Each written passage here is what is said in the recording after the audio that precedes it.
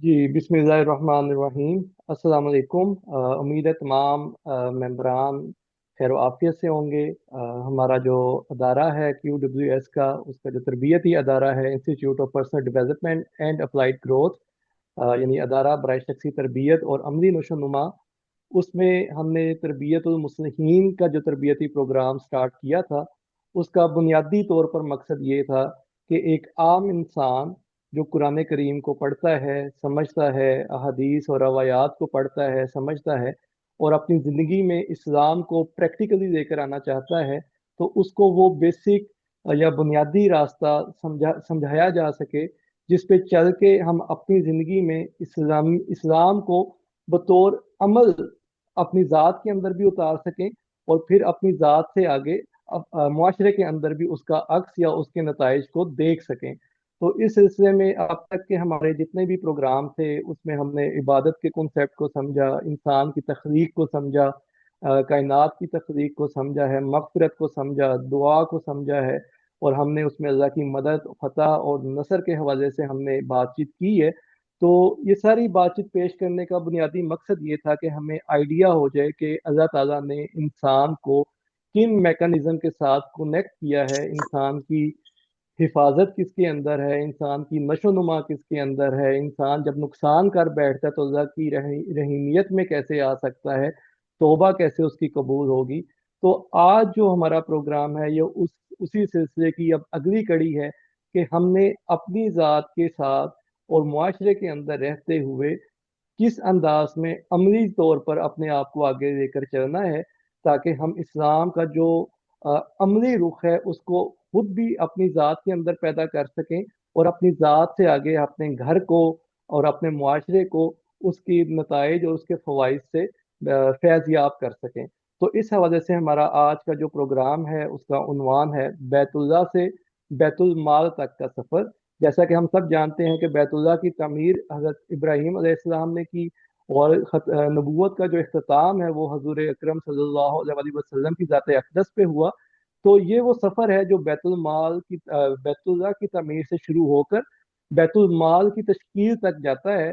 और इसी सफ़र को हमने समझना है कि इसमें हमारा कहाँ पे किरदार है और कहाँ से हमने अपने सफ़र को स्टार्ट करना है, ताकि हम ज़्यादा से ज़्यादा इफ़ेक्टिवली या मौसर अंदाज में अपनी ज़िंदगियों को गुजार के अल्लाह के यहाँ सुरखरू हो सकें।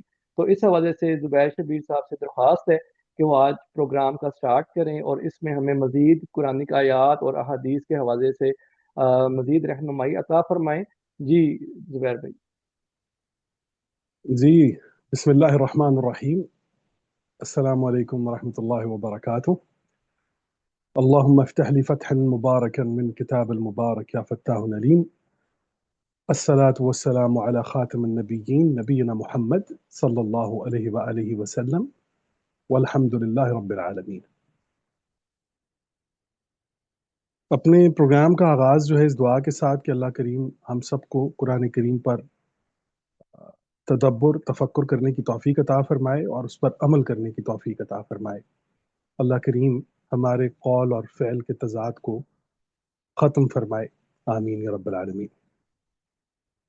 देखिए, हमारे जितने भी पहले साबका हमारे प्रोग्राम्स हो चुके हैं, उन प्रोग्राम्स में हम तरबियत के हवाले से बात कर चुके हैं, हम अमल के हवाले से, इबादत के हवाले से, दीन के हवाले से बहुत से इन मौज़ूआत पर हमारी गुफ्तगू हो चुकी है।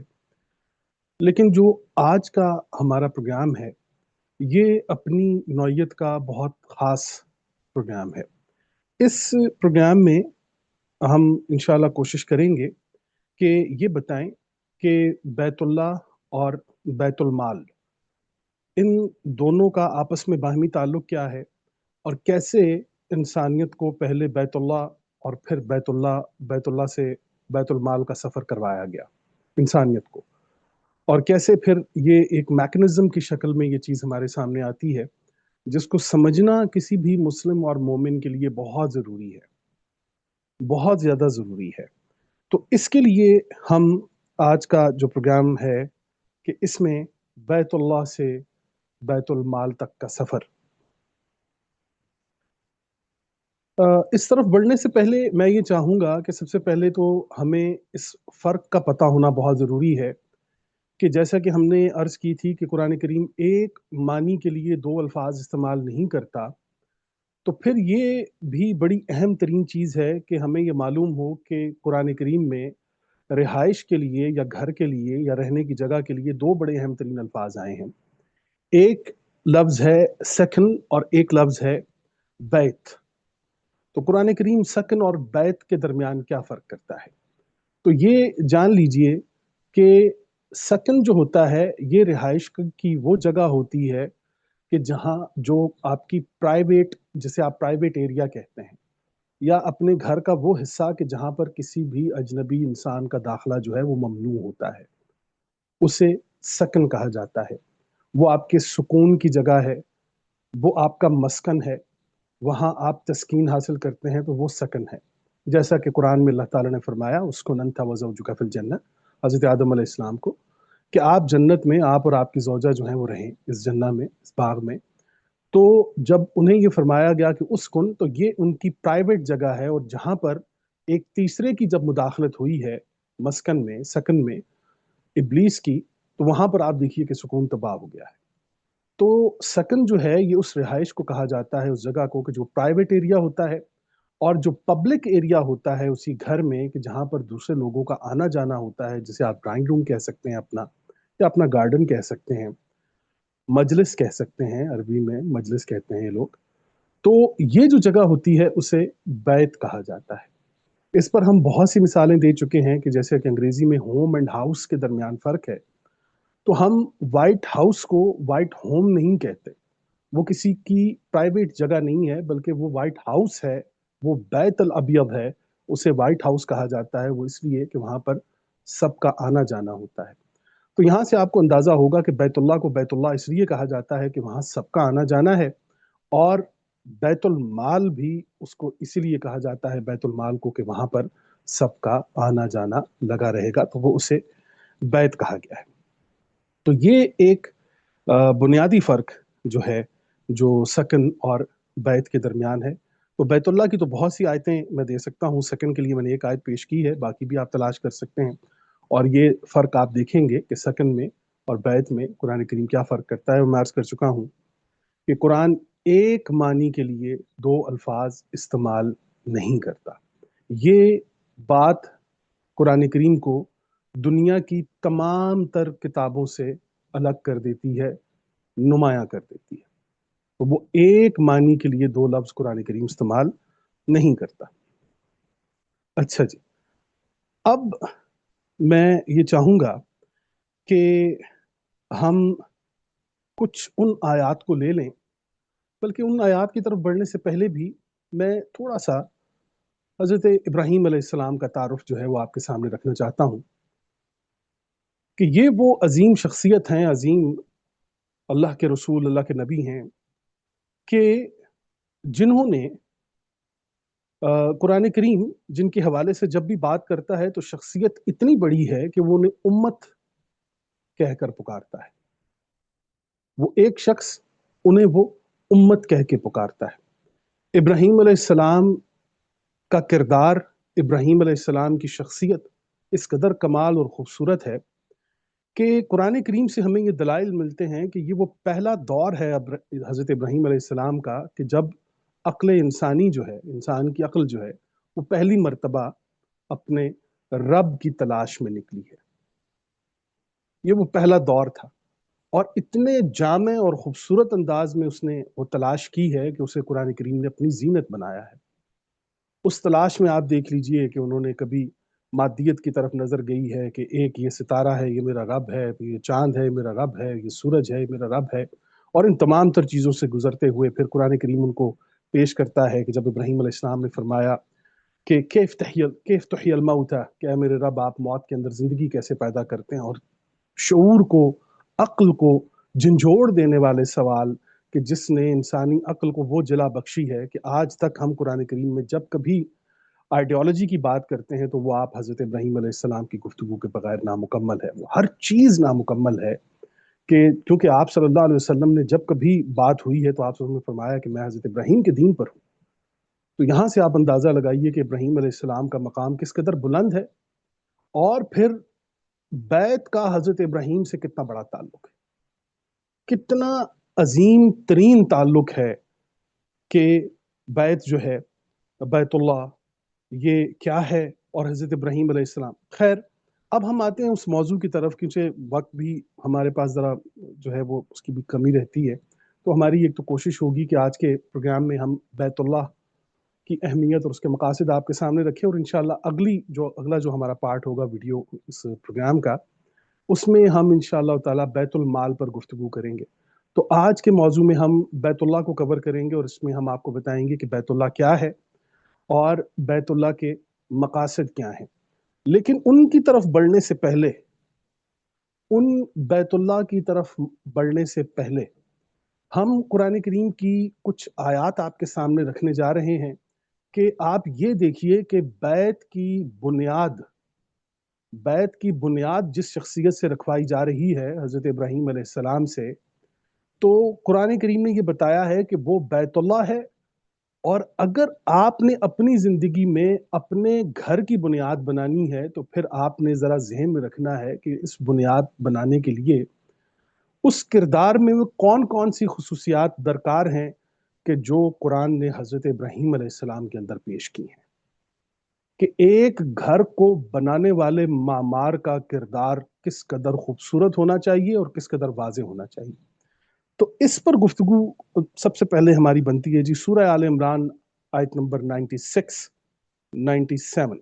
ये मेरी दरख्वास्त होगी कि अगर आप ये निकाल लें, सूरह आल इमरान आयत नंबर 96, 97।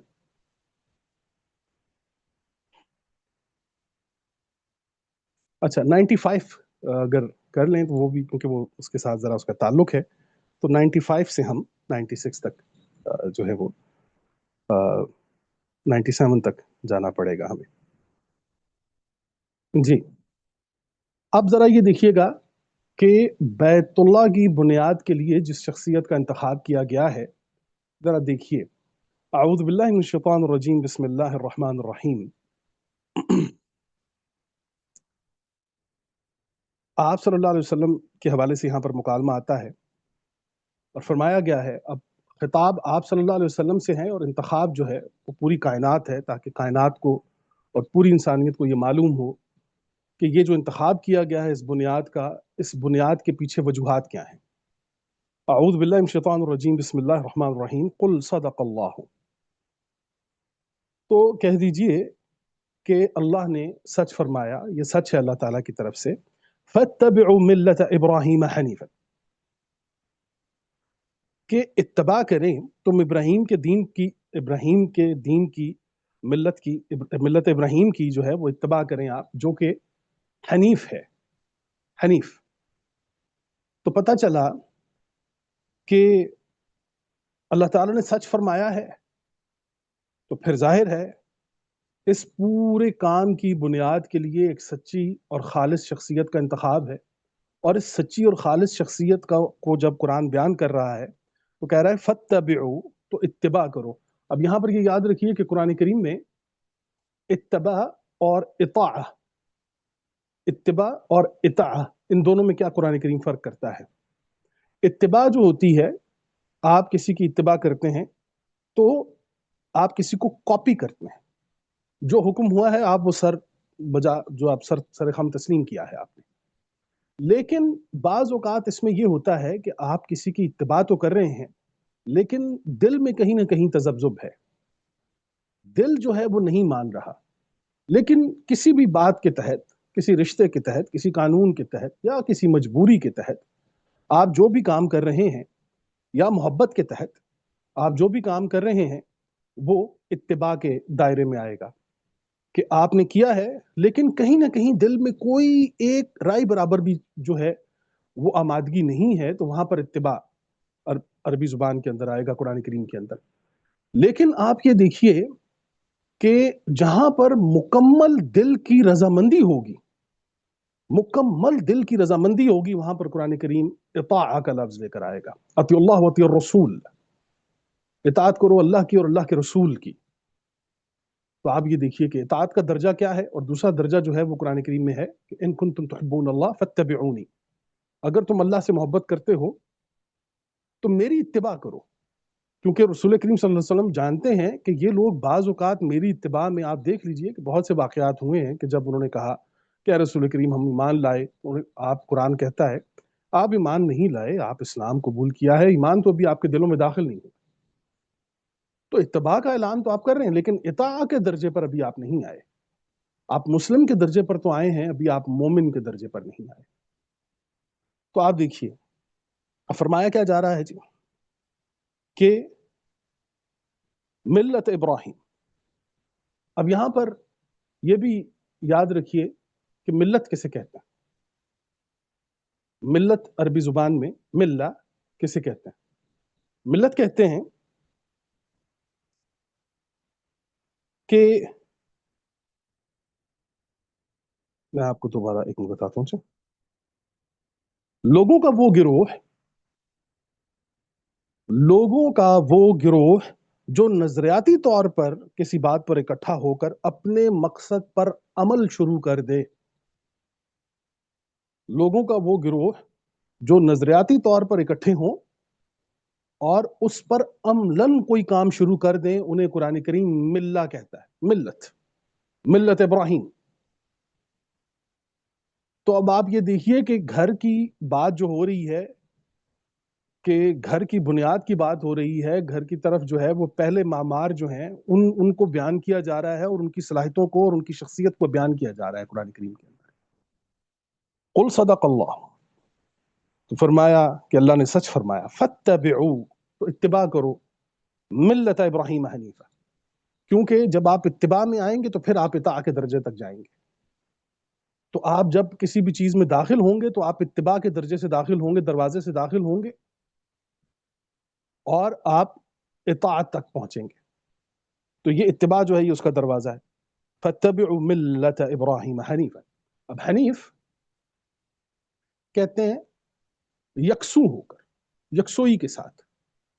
تو یہ جو لوگ ہیں جن کا انتخاب جو ہے وہ یہاں پر کیا جا رہا ہے کہ اتباع کرنی ہے آپ نے اس ملت کی، تو یہ ملت کون ہوگی؟ پہلی بات تو یہاں پر ملہ کا لفظ ہمیں یہ بتا رہا ہے کہ یہ لوگوں کا وہ گروہ ہوگا جن کا عمل یہ ثابت کرے گا کہ جو یہ کہہ رہے ہیں وہ ہو رہا ہے. تو ایسا نہیں ہوگا کہ یہ باتیں صرف وعدوں کی حد تک یا نعروں کی حد تک رہیں. نہیں، ان کو آپ ملت نہیں کہہ سکتے. یہ ایک ہجوم ہے جو یہ باتیں کرے یا نعرے لگائے. نہیں، ملت جو ہوگی یہ لوگوں کا وہ گروہ ہوگا کہ جن کا عمل جو ہے ان کی آوازوں سے زیادہ بلند ہوگا. یہ ملت ابراہیم ہے. اور ان کی اس سے بھی بڑی کوالٹی یہ ہے کہ یہ حنیف ہیں، یکسو ہو کر. یہ ان کی کنسنٹریشن اتنی کمال ہے، اتنی مضبوط ہے کہ یہ اپنے مقصد سے ہٹتے نہیں. تو اب یہاں پر آپ دیکھیے کہ بیت کی طرف جایا جا رہا ہے، لیکن جس معمار کو بیت کے لیے چنا گیا ہے ان کی شخصیت کو اگر آپ سامنے رکھیں تو پھر ہمیں پتہ لگے گا کہ یہ بیت کیا ہے اور اس کے مقاصد اور نتائج کیا ہیں. پہلے تو بیت والوں کی بات سنیے کہ یہ بیت والوں کا انتخاب کیوں ہوا. اب دیکھیے فاتبعوا ملت ابراہیم حنیفا، تو اتباع کرو ملت ابراہیم کی حنیفا، یکسو ہو کر. وما كان من المشرکین، سب سے بڑی کوالٹی جو ابراہیم علیہ السلام کی ہے وہ مشرکوں میں سے نہیں تھے. وما كان من المشرکین، وہ مشرکین میں سے نہیں تھے. تو پتہ چلا کہ کسی بھی گھر کی بنیاد، چاہے وہ اللہ کا ہو یا کسی انسان کا، اس کی بنیاد میں اگر شرک شامل ہو جائے تو وہ گھر گھر نہیں رہتا، وہ غیر محفوظ ہو جاتا ہے. کیوں؟ وہ بیت ہے، وہاں پر سب نے آنا ہے، اور سب نے آنا ہے تو پھر سب پر نگاہ بھی رکھنی ہے کہ کہیں ایسا نہ ہو کہ شرک کا ارتکاب ہو جائے. شرک پر گفتگو کرتے ہوئے ہم نے بہت سی باتیں ہم نے پیش کی ہیں کہ شرک توحید کیا ہے. ایمانی توحید ہے کہ ہم اللہ کے ساتھ کسی کا شریک نہیں ٹھہراتے. ہم نبی کریم صلی اللہ علیہ وسلم کے علاوہ جو ہے وہ کسی کو ہم اور نبی نہیں، آخری نبی ہیں آپ صلی اللہ علیہ وسلم. یہ توحید ہے، ہمارا ایمان ہے، قرآن ہے، اس پر ہمارا ایمان ہے. اللہ ایک ہے، ہمارا یہ ایمان ہے. یہ ساری چیزیں ٹھیک ہیں، یہ توحید ہے. لیکن یہ جو شرک ہے اس کی ڈیفینیشن میں کیا محض یہ باتیں جو ہیں یہ کہنے سے شرک کی ڈیفینیشن ہو جائے گی؟ ہو جائے گی. کیا یہ کہنے سے صرف شرک کی ڈیفینیشن ہو جائے گی کہ وہ کسی نے کہہ دیا ہے جی استغفر اللہ کہ خدا 2 ہیں یا 200 ہیں تو یہ اس نے شرک کر دیا؟ وہ یہ کہہ دے کہ خدا 2 لاکھ ہیں تو استغفر اللہ خدا کو تو اس بات سے کوئی فرق نہیں پڑنے والا، کیونکہ اگر خدا کو کسی انسان کے قول سے فرق پڑنا شروع ہو جائے اور اس طرح کا فرق پڑنا شروع ہو جائے جو ہم بیان کرتے ہیں تو پھر وہ خدا نہیں رہتا۔ ہم یہ بتا چکے ہیں کہ شرک کا اولین نقصان، شرک کا سب سے پہلا نقصان اور آخری نقصان اگر کسی کا ہوگا تو وہ حضرت انسان ہے۔ شرک سے خدا کو کوئی فرق نہیں پڑتا، اللہ کو کوئی فرق نہیں پڑتا۔ وہ جو ہم شرک کا لفظ آتے ہی خدا کے نقصانات گننے لگتے ہیں نا، ہمیں اس وہم سے باہر آنا ہوگا۔ میں عرض کر چکا ہوں جہاں پر آپ کو شرک کے الفاظ ملیں گے دیکھ لیں قرآن کریم کے اندر کہ وہاں پر آپ کو جمود ملے گا۔ کسی بھی چیز کی روانگی پر جب کوئی رکاوٹ آئے گی، وہ دھاندلی کی شکل میں آئے، وہ رکاوٹ کی شکل میں آئے، وہ کرپشن کی شکل میں آئے، وہ تعلق کی شکل میں آئے، وہ شرک کسی بھی شکل کا ہو، آئیڈیالوجیکل ہو یا بایولوجیکل ہو، دونوں صورتوں میں یہ بات ذہن میں رکھیے کہ شرک کا اولین اور آخری نقصان اگر جس کا ہوگا وہ حضرت انسان ہوگا۔ شرک جہاں پر ایوولوشن کی بات آئے گی وہاں پر توحید دکھائی دے گی آپ کو۔ خلق الانسان فی احسن تقویم کے الفاظ آپ کو دکھائی دیں گے۔ بڑا عجیب انداز اختیار کرتا ہے قرآن کریم، بہت عجیب انداز اختیار کرتا ہے۔ خلق الانسان فی احسن تقویم کہ ہم نے انسان کی تخلیق جو ہے وہ احسن تقویم کے ساتھ کی، اور دوسرے اقرأ باسم ربک الذی خلق خلق الانسان من علق کہ ہم نے انسان کو علق سے پیدا کیا ہے۔ وہ کسی نے کہا وہ جونک ہے، یا کسی نے جو بھی ڈیفینیشن ہوئی ہے، علق کہتے ہیں۔ قرآن کریم کے اندر جب آپ آئیں گے تو آپ کو پتا چلے گا کہ ہر چیز جو ہے وہ دوسری چیز کے ساتھ معلق ہے۔ ہر شے کائنات کے اندر سوائے اللہ کے ہر شے کسی نہ کسی شے کے ساتھ معلق ہے، اس کا تعلق ہے۔ اور جہاں پر تعلق ہوتا ہے وہاں تخلیق ہوتی ہے، اور جہاں پر تخلیق ہوتی ہے وہاں توحید ہوتی ہے۔ جہاں پر اس تخلیق اور توحید کے درمیان فرق آ جاتا ہے، یہ فنکشن رک جاتا ہے، وہاں پر شرک آ کر کھڑا ہو جاتا ہے۔ اور شرک کرتا کیا ہے؟ ہم نے عرض کیا تھا کہ شرک آپ کو جامد کرتا ہے، وہ آپ کو جمود کی طرف لے کر جاتا ہے، اور جمود کے نقصانات حضرت انسان کو ہوتے ہیں جناب۔ وہ اللہ ان تمام تر چیزوں سے بہت الگ ہے، وہ ان تمام تر چیزوں سے بالکل الگ ہے۔ تو ہم جب شرک کی بات کرتے ہیں تو پھر ہم کسی اور طرف چل پڑتے ہیں۔ تو ہمیں دیکھنا ہوگا کہ ہم کہاں کہاں اپنی زندگی میں شرک کر رہے ہیں۔ سب سے پہلا شرک آپ دیکھ لیجئے، ہم نے کہا تھا کرپشن، دھاندلی۔ وہ کسی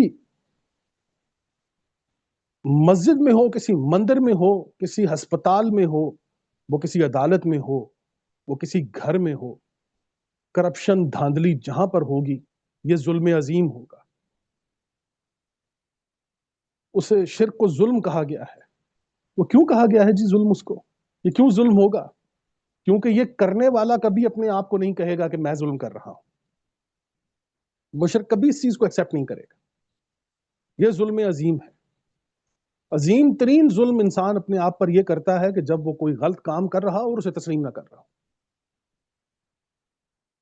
تو آپ دیکھیے شرک کی ڈیفینیشن ہم نے آپ کے سامنے رکھی، پھر کبھی بھی ہم انشاءاللہ اس پر ہم بات کریں گے، لیکن آج چونکہ مختصراً ہم نے گزرنا ہے ابراہیم علیہ السلام کی شخصیت کو لے کر، تو آپ یہ دیکھیے کہ قرآن کریم نے جب ان کو بیان کیا ہے تو فرمایا قل صدق اللہ، تو اللہ فرمائیے کہ اللہ کی طرف سے یہ سچ ہے، یہ سچ فرمایا ہے اللہ نے۔ فاتبعوا، اتباع کرو ملت کی، کس کی؟ ابراہیم حنیف، ابراہیم حنیف، ابراہیم علیہ السلام کی اس ملت کی، اس گروہ کی آپ اتباع کیجئے کہ جو یکسو بھی ہے، وہ اپنے ٹارگٹ سے ہٹنے والے نہیں ہیں۔ اور یہ وہ گروہ ہے کہ جس نے کسی آئیڈیالوجی پر جب وہ کھڑے ہوئے ہیں تو اس پر عمل کرنا شروع کر دیا ہے۔ ایسا نہیں ہے کہ یہ بات صرف جمع پونجی زبانی بات کہ زبان کی حد تک محدود ہو جائے۔ وَمَا كَانَ مِنَ الْمُشْرِكِينَ، سب سے عظیم ترین درجہ جو قرآن کریم دیتا ہے حضرت ابراہیم علیہ السلام کو، إِنِّي وَجَّهْتُ وَجْهِيَ لِلَّذِي فَاطَرَ السَّمَاوَاتِ وَالْأَرْضِ وَمَا أَنَا مِنَ الْمُشْرِكِينَ، ابراہیم علیہ السلام نے فرمایا میں اپنی تمام تر توجیحات کا رخ جو ہے وہ اپنے اللہ کی طرف سے کرتا ہوں، انی وجہت وجہی للذی فاطر السماوات، جس نے فطر کیا ہے، غیر موجود زمین و آسمان کو وجود دیا ہے، وما انا من المشرکین، میں مشرکوں میں سے نہیں۔ یہ درجہ ہے۔ تو پتہ چلا کہ بیت کی بنیاد میں اگر کرپشن آ جائے، وہ بیت اللہ ہو یا آپ ایک عام انسان کا گھر ہو، وہ کبھی آباد نہیں رہ سکتا، وہاں کبھی نتائج پیدا نہیں ہو سکتے۔ تو آپ دیکھیے یہ 96 ہے جی، 95۔ اب آئیے جناب 96 کی طرف۔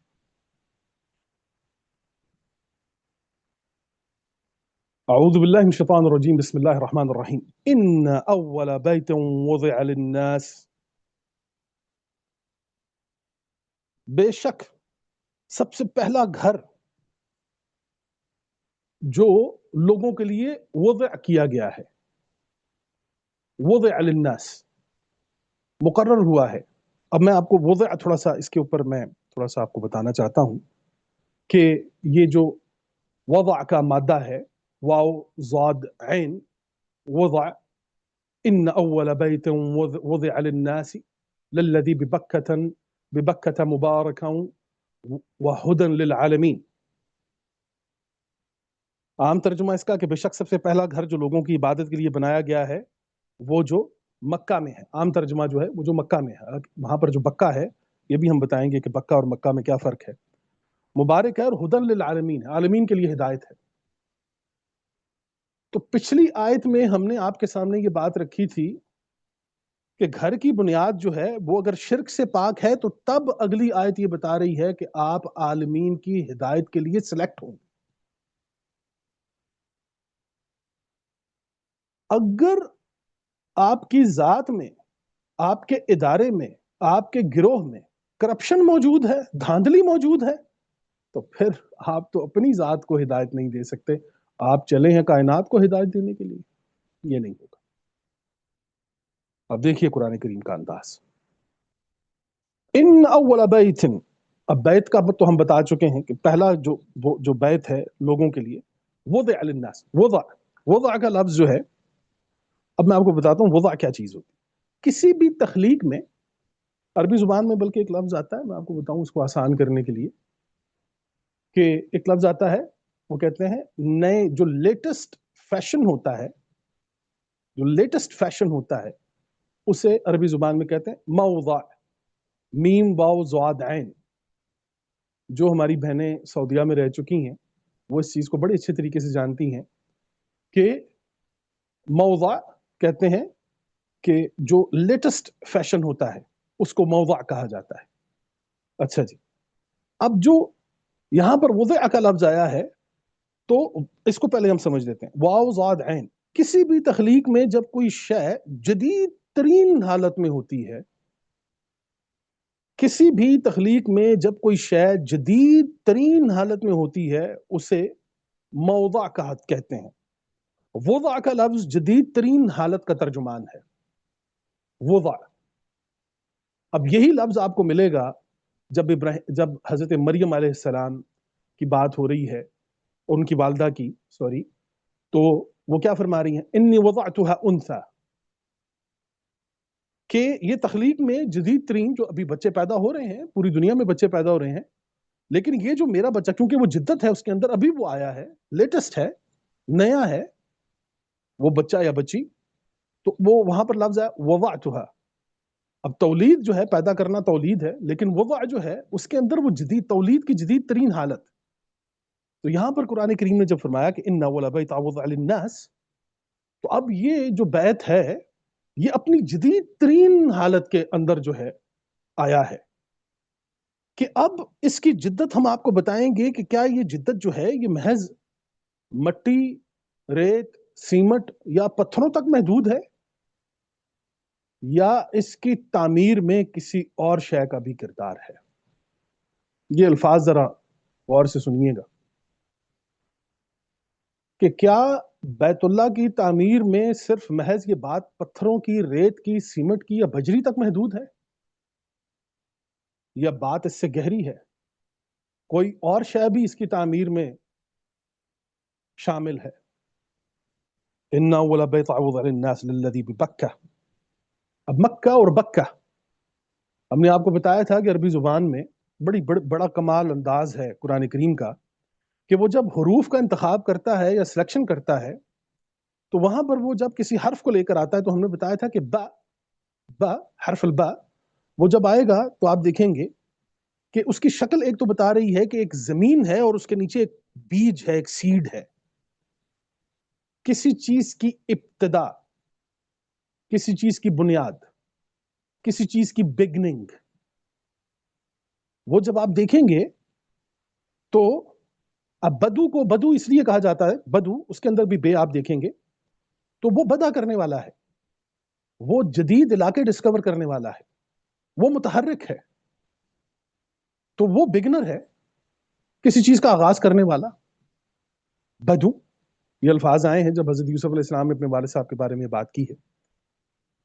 तो अब बे का जो हर्फ है वो जब आएगा तो वहां पर आएगी बात कि एक तो ये बुनियाद है, और बुनियादी बात ये है कि ये आगाज है। आप देखिए, तो जहां पर बात जो है वो बुनियाद को दिखा रहा है, पेश कर रहा है। दूसरे मकाम पर जब कुरान करीम में मक्का का लफ्ज आया है, तो मीम, हम ये जानते हैं कि मीम जहां पर भी आएगा वहां पर मिलाप होगा, वहां पर जमात होगी। जीम मीम, मीम आता गया तो जमा का तस्वुर आपके सामने आ जाना चाहिए। तो जहां पर जमात आई है वहां पर मीम उसका तर्जुमान है। आप यहां तक कि उसके तलफ़ुज़ में जब आप जाएंगे तजवीद में, तो मीम, मीम, मीम में आप दोनों होंठ जोड़ते हैं, ये मिलाप है। मीम, मक्का। तो पता चला कि वो जो चीज, वो जो कल तक बक्का था, तादाद कम थी, लोग कम थे, अब जब ये तादाद बढ़ी है तो कुरान करीम में उसकी उसकी मुनासबत से उसे बक्का से मक्का के अंदर कन्वर्ट किया है।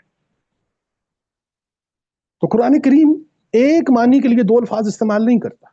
अब जब कुरान ने बक्का कहा है तो हम यहां पर बक्का का लफ्ज इस्तेमाल करेंगे। अच्छा जी, अब ये इसकी इब्तिदा है और ये पहला वज़ा किया गया है। अब वज़ा का हमने बता दिया है कि वज़ा का लफ्ज जो है जदीद तरीन हालत का तर्जुमान होता है।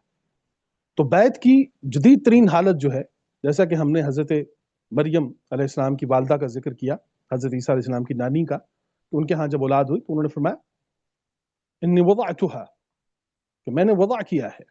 ये जदीद तरीन हालत है जो पैदा हुई है मेरे यहाँ, ये जदीद तरीन हालत है तख्लीक की।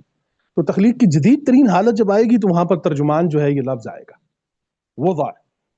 और मैंने बताया कि लेटेस्ट जो फैशन होता है उसे अरबी जुबान में मौज़ा कहते हैं, मौज़ा। अच्छा, लल्लज़ी बेबक्का, तो बक्का हमने आपको बता दिया। अच्छा जी, अब आप ये देखिए एक और भी अंदाज है। अलबक अरबी जुबान में कहते हैं कलाम की किल्लत को भी, कि जहां पर अमल ज्यादा था और बातें कम थी तो वहां पर बक्का, बक्का। अब क्या हालत हुई है कि यहां पर अमल जो है वो कम हुआ, जब बातें ज्यादा हुई, कलाम बढ़ा और अमल कम हुआ, तो मक्का, बक्का वल मक्का। तो वो फिर आप देखेंगे कि कुरान करीम में जब ये कहा कि अंदल बैत जो है ये क्या करते थे, इनके हाँ इनकी सलात तो ये बन चुकी थी कि ये तालियां बजाते थे, सीटियां बजाते थे। अब जो ही वहां पर अमल जो है वो मफकूद होना शुरू हुआ तो कुरान करीम में वहां पर मक्का का लफ्ज इस्तेमाल किया। इज्तिमा तो है, लेकिन इस इज्तिमा को जब आप देखेंगे तो यहां पर ऐसा नहीं है कि अमल जो है वो आगे है और कलाम पीछे है। यहां पर आप तकरीबन तकरीबन हकीकत की आंखों से जब हम देखेंगे तो हम देखेंगे कि वहां पर जो है वो कलाम आगे है, मुकद्दम है, और अमल उसके पीछे है। अमल की मिकदार कम है, कलाम की मिकदार ज्यादा है। बक्का वल मक्का। तो फरमाया गया कि बिबक्कत मुबारकन व हुदन लिल आलमीन, आलमीन के लिए हिदायत होगी। और हमने बताया था कि कुरान करीम में हिदायत के साथ जो एक लफ्ज आया है वो सीख, कि हिदायत और सीख में क्या फर्क होता है। सीख में आपको ड्राइव किया जाता है और हिदायत में आप ड्राइवर होते हैं। चाहे तो राइट जाएं, चाहे तो लेफ्ट जाएं, चाहे तो ब्रेक लगाएं। जब कोई चीज आपके इख्तियार में आती है वो हिदायत है, चाहे तो कबूल करें चाहे कुफर करें, इनकार करें। تو ایک آزاد خود مختار خدا جو ہے وہ مخلوق کو آزاد خود مختار دیکھنا چاہتا ہے، اسی لیے وہ ہدایت دیتا ہے۔ اگر وہ آپ کو مجبور کرنا چاہے تو وہ دوسری جتنی دنیا کی باقی تمام مخلوقات جہاں جہاں مجبوری میں زندگی گزارتی ہیں وہ ہمیں بھی مجبور کر دیتا ہے، لیکن ایک آزاد خود مختار خدا اپنی اس مخلوق کو آزاد خود مختار دیکھنا چاہتا ہے، اسے ہدایت دیتا ہے۔ سیکھ کے اندر آپ پابند ہوتے ہیں، محکوم ہوتے ہیں۔ تو عالمین کی اصلاح جو ہے وہ ہدایت کے اندر ہے، سیکھ کے اندر نہیں۔ آپ ورلڈ آرڈر میں دنیا کو اپنے مطابق نہیں چلا سکتے، نہیں ہوگا۔ قرآن اس کی بالکل تائید نہیں کرتا۔ قرآن یہ کہتا ہے اذا جاء نصر اللہ والفتح ورأيت الناس يدخلون في دین اللہ افواجا، آپ یہ دیکھیں گے کہ لوگ دین میں داخل ہو رہے ہیں، انہیں پکڑ پکڑ کر دین کے اندر ڈالا نہیں جا رہا۔ تو لوگوں سے آپ نے ان کا اختیار نہیں چھیننا، لوگوں سے آپ نے ان کی حق خود ارادیت نہیں چھینی۔ تو اب آپ یہ دیکھیں کہ بیت کی بنیاد بنانے والی شخصیت اور ان شخصیت کے ساتھ جڑا ہوا یہ بیت اور اس بیت کے مقاصد اور نتائج ذرا سنتے جائیں اور دیکھتے جائیں کہ قرآن کریم جب بیت کو بیان کر رہا ہے تو کس مقام پر لے کر جاتا ہے بات کو۔ ان اول بیت وضع للناس للذی ببکۃ مبارکا وہدی للعالمین۔ اچھا جی، اگلی آیت لے لیجئے، فیہ آیات بینات مقام ابراہیم۔ اس سے اگلی آیت بھی لے لیجئے، اس میں کھلی نشانیاں ہیں۔ آیت جو ہے یہ نشانی کو بھی کہتے ہیں، نشاندہی کو بھی کہتے ہیں۔ نشانی ہوتی ہی اس لیے ہے کہ وہ نشاندہی کر سکے، تو نشاندہی تو پھر کرے گا، پھر وہ کلام ہو یا عمل، نشاندہی تو ضروری ہے۔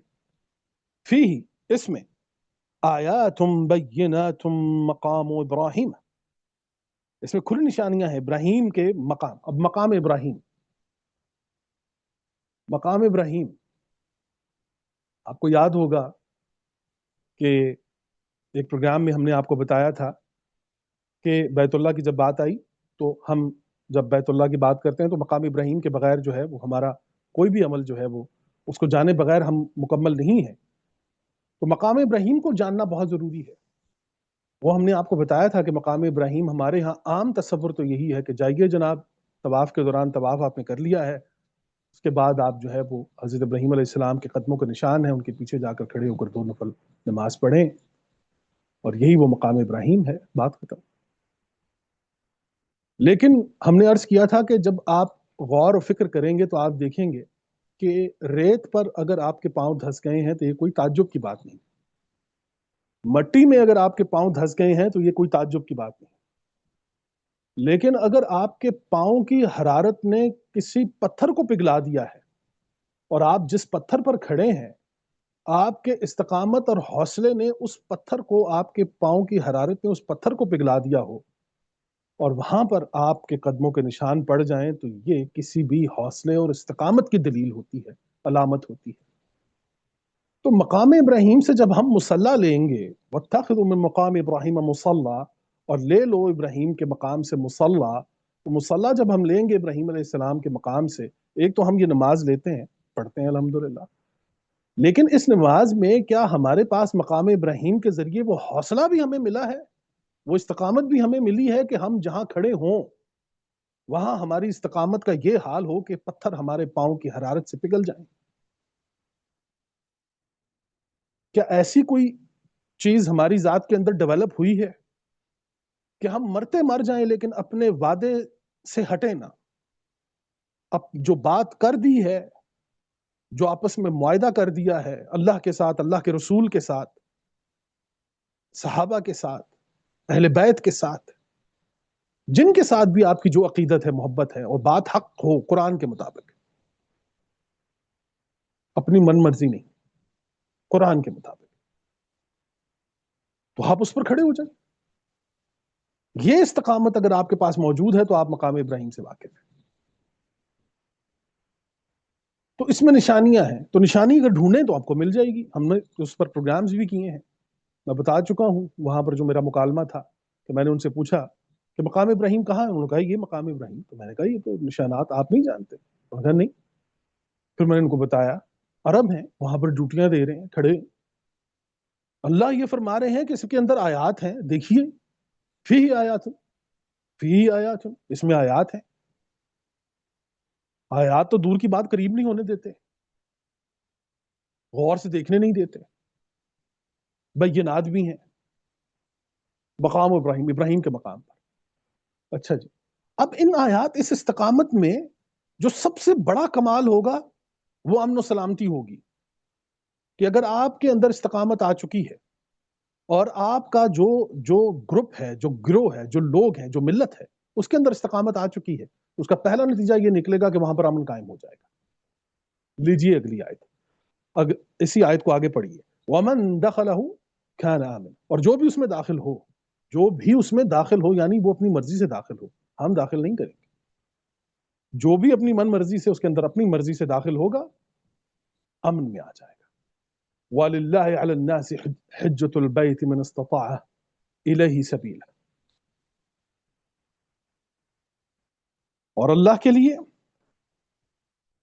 اور اللہ کے لیے لوگوں پر اس کے گھر کا حج جو ہے,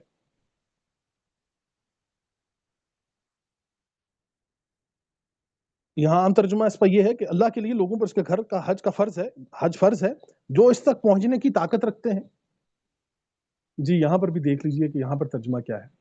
اس میں کھلی نشانیاں ہیں ابراہیم کے کھڑے ہونے کی جگہ, اور جو اس میں آئے امان میں, اور اللہ کے لیے لوگوں پر اس کا گھر کا حج کرنا, بالکل یہ بھی ان کی سبیل ہے. اچھا جی, جو اس تک چل سکے اور جو منکر ہو اور جو انکار کرے تو اللہ سارے جہان سے بے پرواہ ہے, بے پرواہ ہے. اچھا جی, تو اب اگر آپ استطاعت رکھتے ہیں جی, تو پھر آپ اس بیت کی طرف بڑھیے.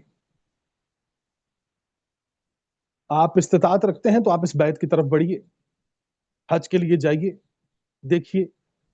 اور یہ بیت جو ہے یہ نشانیوں سے بھرا ہوا ہے, یہ بات یاد رکھیے. آیات ہیں اس کے اندر, نشانیاں ہیں اس کے اندر, اور ان نشانیوں کے ذریعے ہم آگے اب بڑھتے چلے جائیں گے. اچھا جی, یہ تو ایک آیت ہم نے لے لیجیے. اچھا جی, اب ذرا ہم یہ دیکھتے ہیں کہ ہم نے عرض کیا کہ وہ جو گھر جس کی بات قرآن کریم کر رہا ہے,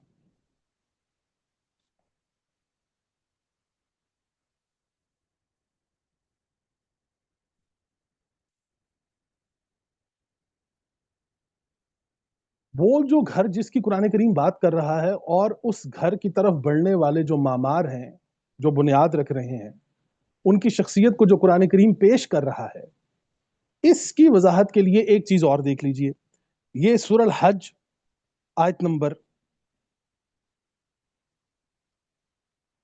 26, سورہ حج آیت نمبر 26, یہ اگر آپ نکال لیجئے تو دیکھیے.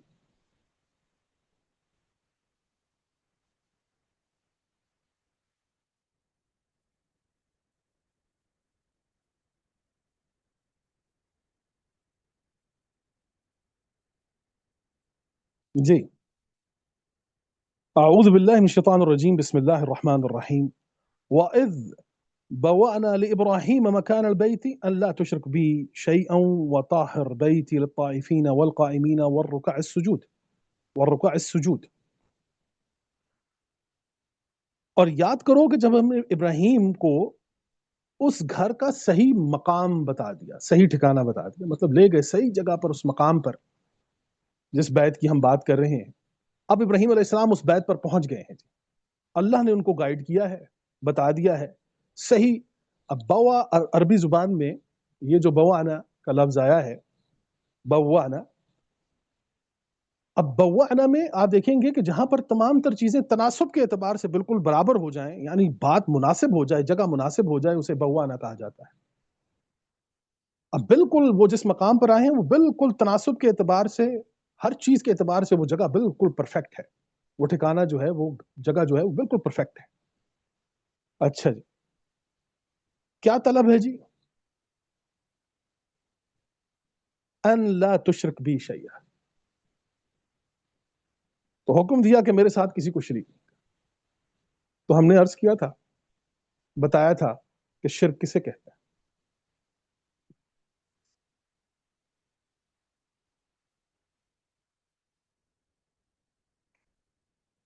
اللہ تشرک بی شیئا وطاہر بیتی للطائفین والقائمین والرکع السجود.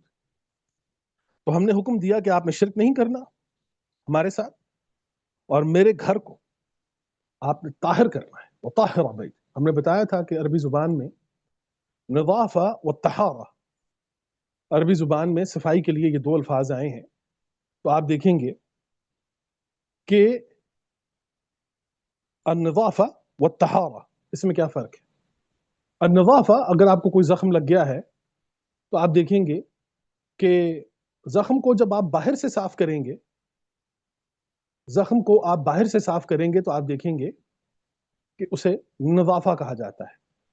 لیکن اسی زخم کو کھول کر جب اس کو اندر سے پاک کیا جاتا ہے، صاف کیا جاتا ہے کہ اس میں کوئی جراثیم باقی نہ رہے، اسے عربی زبان میں طہارہ کہا جاتا ہے. اب یہاں پر جو بات کی جا رہی ہے وہ طہارہ کی جا رہی ہے. حکم کیا ہو رہا ہے؟ وہ طاہر بیتی، میرے بیت کو آپ نے طاہر رکھنا ہے، کیونکہ اس بیت کی اندرونی طہارت جو ہے یہ بڑی ضروری ہے، بہت اہم ہے، ہر چیز سے زیادہ اہم ہے. للطائفین، طائفین کے لیے، والقائمین، اور قائمین کے لیے، والرکع السجود، اور رکوع کرنے والوں کے لیے اور سجدہ کرنے والوں کے لیے. تو یہاں سے آپ اس چیز کا اندازہ لگائیے کہ جو طلب کیا گیا جا رہا ہے بیت کی جگہ پر پہنچا کر ابراہیم علیہ السلام کو، وہ جو ہم نے بتایا تھا آپ کو، تو اب اس طرف آپ دیکھیے، ہم بڑھتے چلے جا رہے ہیں ان کے مقاصد اور نتائج کی طرف کہ بیت جو ہے وہ کیا مقاصد اور نتائج پیدا کرتا ہے. اب ذرا ایک اور آیت بھی نکال لیجئے، 14 کی 37، سورہ ابراہیم آیت نمبر 37، 14 کی 37.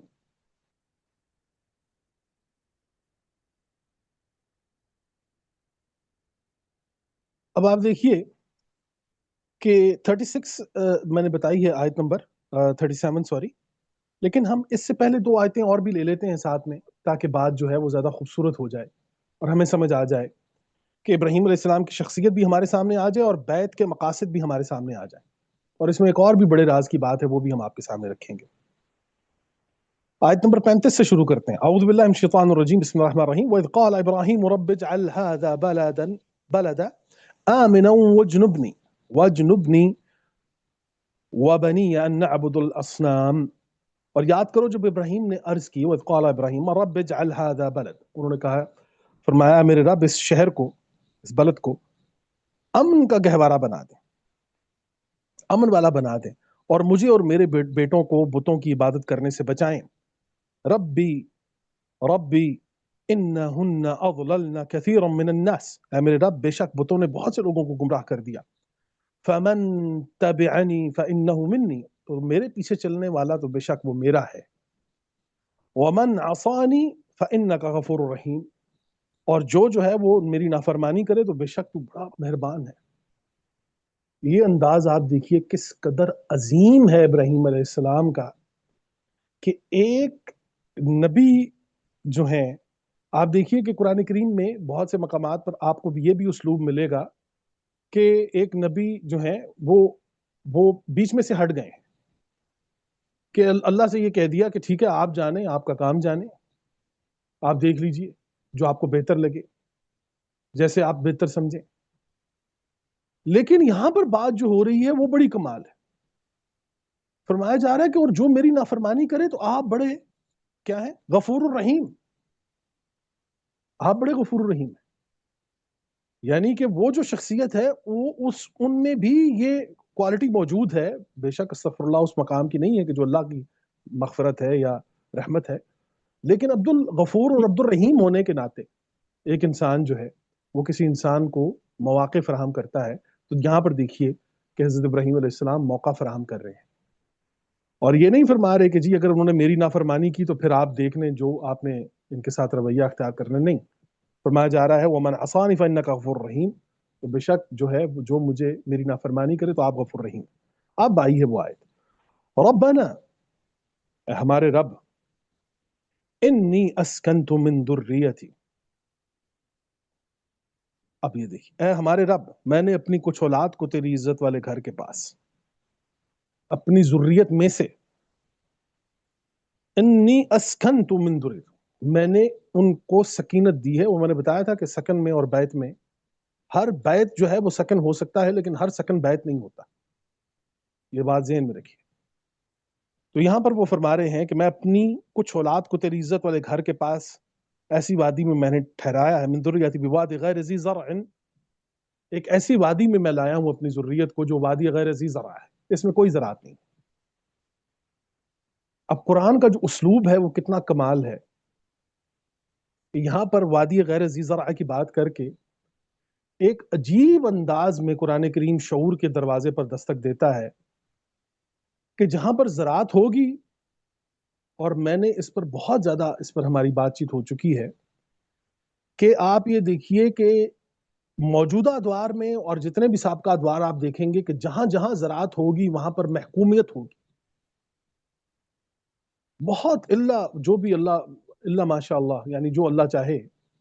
لیکن آپ دیکھیں گے کہ جہاں جہاں زراعت ہوگی وہاں مزارت ہوگی، مزارے ہوں گے، ٹھیکوں پر خاندان کے خاندان لے لیے جائیں گے، نسلوں کی نسلیں خریدی جائیں گی اور وہ ان سے کاشتکاری کروائی جائے گی اور ان کی محنت کھائی جائے گی. آپ دیکھیے وادی غیر ذی زرع، ایک ایسی وادی کہ جس میں زراعت نہیں ہے، مزارت نہیں ہے. یہاں پر ایسا کوئی معاملہ نہیں ہے. اور اگر آپ نے یہاں پر کوئی فصل لگانی ہے تو پھر اس زمین وہ کہندے نے پنجابی دے اندر گوڈی کرو، اچھا کریں اس زمین کو تاکہ آپ اپنی مرضی کی فصل یعنی اپنی مرضی کی نسل لگا سکیں. ابراہیم علیہ السلام ربنا. اب یہ دیکھیے دعا کا یہ ایک خوبصورت ترین انداز، آج بھی میری بات چیت ہو رہی تھی دعا کے موضوع پر، ربنا انی اسکنت من ذریتی. اب یہ جو انہوں نے کیا ہے وہ سامنے پہلے پیش کیا جا رہا ہے. میں نے یہ کیا ہے اللہ جی. اب اس کے بعد اللہ سے درخواست کی جا رہی ہے کہ یہ مقاصد ہیں، یہ نتائج ہیں، یہ ہم چاہتے ہیں. کیا ہے جی؟ پہلے اپنا آپ پیش کیا ہے، جو اپنی طرف سے کیا ہے وہ پیش کیا ہے، اور اس کے بعد آپ دیکھیے اللہ کی طرف، ربنا انی اسکنت من ذریتی بواد غیر ذی زرع. تو میں نے آپ کو بتا دیا ایک تو وادی غیر ذی زرع میں کہ یہ وہ وادی ہے کہ جو غیر ذی زرع ہے، اس میں زراعت نہیں ہے. یعنی ایسا نہیں ہے کہ اگر وہ زراعت والی وادی ہوتی تو مطلب آپ وہ جو پہلے فصلیں کھڑی ہوئی تھیں، اب جتنا ہم لوگ کھڑی ہوئی فصل، وہ تعلیم کی ہو، وہ کسی بھی نوعیت کی ثقافت کی، تہذیب کی، تمدن کی کوئی بھی فصل جو ہم نے لگائی ہوتی ہے، تو آپ جانتے ہیں کہ کسی قوم نے جب وہ لگائی ہوتی ہے تو پھر اس کے کیڑے جو ہے نا، جب اس میں کیڑے لگتے ہیں تو پھر ان کھڑی ہوئی فصلوں پر بڑی محنت کی جاتی ہے، اسپرے مارے جاتے ہیں، بڑی عجیب انداز میں ان کی حفاظت کی جاتی ہے. یہاں پر اس تردد میں نہیں ڈالا گیا. یہاں پر فرمایا گیا ہے کہ آپ کے لیے ایک ایسی وادی کا انتخاب ہوا ہے جو وادی غیر ذی زرع ہے. تو وادی غیر ذی زرع کو آپ یہ دیکھ لیجئے کہ وادی غیر ذی زرع کا مقصد یہی ہے کہ یہاں پر آپ نے جو فصل لگانی ہے وہ زمین آپ کو ہموار کر کے دیں گے، اور پھر آپ کو ہم آگے بتائیں گے جی کہ فصل لگی کیسے ہے اور پھر وہ نسل کیسے کمال کر رہی ہے. پھر آپ یہ دیکھیے ربنا انی اسکنت من ذریتی بواد غیر ذی زرع عند بیتک المحرم. ربنا، آپ کے حرمت والے گھر کے پاس ہم نے اپنی جو ہے وہ ذریت جو ہے اس کو سکن بنا کر دیا ہے، ہم نے ان کو رکھا ہے جو کہ وادی غیر ذی زرع ہے. ربنا لیقیم الصلاۃ، اے ہمارے رب وہ اس لیے کہ تاکہ وہ نماز قائم، وہ صلاۃ قائم کریں. ہم نے بتایا تھا کہ صلاۃ کے موضوع پر تو بہت بڑا ہمارا جو ہے وہ ہم بات کر چکے ہیں بہت دفعہ. فَاجْعَلْ أَفْئِدَةً مِّنَ النَّاسِ، تو لوگوں کے دلوں کو ان کی طرف مائل کر دے. تَحْوِي إِلَيْهِمْ وَارْزُقْهُم مِّن ثَمَرَاتِ لَعَلَّهُمْ يَشْكُرُونَ، اور انہیں پھلوں سے. اب یہاں پر ثمرات کا ترجمہ جو ہے وہ پھل، اور ہم بتا چکے ہیں کہ فواکہ اور ثمر میں کیا فرق ہوتا ہے. فواکہ تو پھل ہوتے ہیں، ثمر جو ہوتا ہے یہ جس طرح ہم صبر کا پھل کہتے ہیں نا جی، یہ جو صبر کا پھل ہوتا ہے نا، جسے آپ اپنے سکون کے زبان سے چکھ سکتے ہیں، راحت کی زبان سے چکھ سکتے ہیں، وہ آپ کے اندر جو ایک راحت اترتی ہے، جو سکون اترتا ہے، تو یہ جو ذائقہ آپ کو آتا ہے نا، یہ وہ والا ثمر ہے. تو ثمر جو ہے یہ وہ نتائج ہوتے ہیں جو محنت کے بعد، جیسے کہ صبر کا پھل میٹھا ہوتا ہے، تو صبر کا ثمر ہوتا ہے، صبر کا فواقع نہیں ہوتا. تو یہاں پر بھی آپ دیکھ لیجئے کہ فرمایا جا رہا ہے کہ ہمارے رب، تاکہ وہ نماز قائم کر سے، ربنا لیقیموا الصلاۃ فاجعل افئدۃ من الناس، لوگوں کے دلوں کو افئدہ. اب افئدہ یہاں پر جو لفظ استعمال ہوا ہے یہ بھی بڑا ایک کمال انداز ہے قرآن کریم کا، کہ قلب میں اور افئدہ میں فرق کرتا ہے قرآن. افئدہ کے بارے میں ہم نے بتایا تھا کہ یہ دماغ کو، برین کے لیے بھی استعمال ہوا ہے یہ ورڈ قرآن کریم میں، اور وہ پیراکارڈیم جھلی کہ جس کے اندر وہ دل موجود ہوتا ہے، دل کے باہر جو اس کو کور کرتی ہے، اسے بھی عربی زبان میں افئدہ کہا جاتا ہے. اور شوا کے لیے بھی یہ لفظ استعمال ہوتا ہے عربی زبان کے اندر، کہ کسی چیز کو بھون دینا. افئدہ کا لفظ اس کے لیے بھی استعمال ہوتا ہے، کسی چیز کو بھون دینا، جلا دینا، وہ بھی اس کے لیے بھی یہ لفظ استعمال ہوتا ہے عربی زبان کے اندر. تو یہاں پر عام جو بات لکھی، جو ترجمہ ہے وہ یہ ہے کہ لوگوں کے دلوں کو ان کی طرف مائل کر دے اور انہیں پھلوں سے رزق عطا فرما تاکہ وہ شکر گزاری کر سکے. اب یہاں تک تو ہم نے جتنی بھی بات آپ کے سامنے رکھی ہے وہ بات یہ تھی کہ حضرت ابراہیم علیہ السلام کا مقام، وہ معمار کے جنہوں نے اس بیت کی بنیاد رکھی ہے، ان کی شخصیت کیا تھی، بیت کیا ہے، بیت کے اندر حاصل ہونے والے مقاصد کیا ہیں، یہ اب ہم ساتھ ساتھ آگے آگے چلیں گے جی. اب اگلے اہم ترین موضوع کی طرف ہم بڑھنے والے ہیں جی. اچھا، اور وہ موضوع جو ہے وہ یہ ہے کہ کیا بیت کی تعمیر جو ہے وہ محض سیمٹ، بجری، گارا، ان تمام تر چیزوں سے ہے؟ ذرا سورہ بقرہ آیت نمبر 127 نکال لیجیے جی. اعوذ باللہ من الشیطان الرجیم، بسم اللہ الرحمن الرحیم. وَإِذْ يَرْفَعُ إِبْرَاهِيمُ الْقَوَاعِدَ مِنَ الْبَيْتِ وَإِسْمَاعِيلُ، اور جب ابراہیم اور اسماعیل اس گھر کی بنیادیں بلند کر رہے تھے. وَإِذْ يَرْفَعُ إِبْرَاهِيمُ الْقَوَاعِدَ مِنَ الْبَيْتِ وَإِسْمَاعِيلُ، اور جب ابراہیم اور اسماعیل اس گھر کی بنیادیں بلند کر رہے تھے، ربنا تقبل منا، یہ دعا کرتے ہوئے، یہ بات کرتے ہوئے، ربنا، اے ہمارے رب، تقبل، ہم سے قبول فرما، انک انت السمیع العلیم، بے شک آپ سننے والے ہیں، علم والے ہیں. ربنا، اگلی آیت، ربنا واجعلنا مسلمین لک ومن ذریتنا امة مسلمة لک وارنا مناسکنا وتب علینا انک انت التواب الرحیم. اور اے ہمارے رب، اور ہم دونوں کو اپنا فرما بردار رکھ، اور ہماری اولاد میں سے ایک ایسی امت بنا جو تیری فرما بردار ہو، مسلمن لک، اور ہمیں ہماری عبادت کے طریقے سکھا، مناسک بتا، اور ہم پر اپنی رحمت کے ساتھ رجوع فرما، بے شک تو بہت توبہ قبول کرنے والا ہے اور رحم کرنے والا ہے. اب ذرا دیکھیے جی کہ ایک تو حضرت ابراہیم علیہ السلام کا انتخاب، حضرت ابراہیم علیہ السلام کے بعد اس جگہ کا انتخاب، اس جگہ کے انتخاب کے بعد اب آ گئی ہے بات اس کی تعمیر کی، اس کے قواعد کی. اب قواعد کی جو ہی بات آتی ہے تو پھر میں نے آپ کو عرض کیا کہ پھر وہی ایک منظر ہمارے سامنے آتا ہے. بے شک وہ منظر ہے کہ جب حضرت ابراہیم اور حضرت اسماعیل علیہ السلام نے فزیکلی ان تمام تر اس بیت اللہ کی تعمیر کی ہے، مکہ کو، کعبہ کو بنایا ہے، یہ ساری چیزیں ہیں. لیکن آپ یہ انداز دیکھیے کہ وَإِذْ يَرْفَعُ إِبْرَاهِيمُ الْقَوَاعِدَ مِنَ الْبَيْتِ، کہ حضرت ابراہیم علیہ السلام اور اسماعیل علیہ السلام جو ہیں وہ قواعد اٹھا رہے ہیں کہاں سے؟ من البیت، بیت میں سے. اچھا، اب جو قواعد ہیں جو ابراہیم علیہ السلام نے اٹھائے ہیں، ان قواعد میں ہم نے آپ کے سامنے یہ بات رکھی ہے کہ میں دوبارہ اس کو دہرانا چاہتا ہوں ایک دفعہ جی. اب ذرا قواعد میں آپ یہ دیکھیے کہ وہ جو ہم نے سورہ ابراہیم آیت نمبر 14، سورۃ نمبر 14 میں آیت نمبر 37 میں وہ جو انہوں نے فرمایا کہ ربنا انی اسکنت من ذریتی، اب قواعد سے پہلے کیا کیا ہے کہ اپنی ذریت کو سکن کیا ہے، وہاں پر وہ ساکنین ہوئے، وہاں پر وہ رہے، ذریت، اب وہ ذریت آ گئی ہے.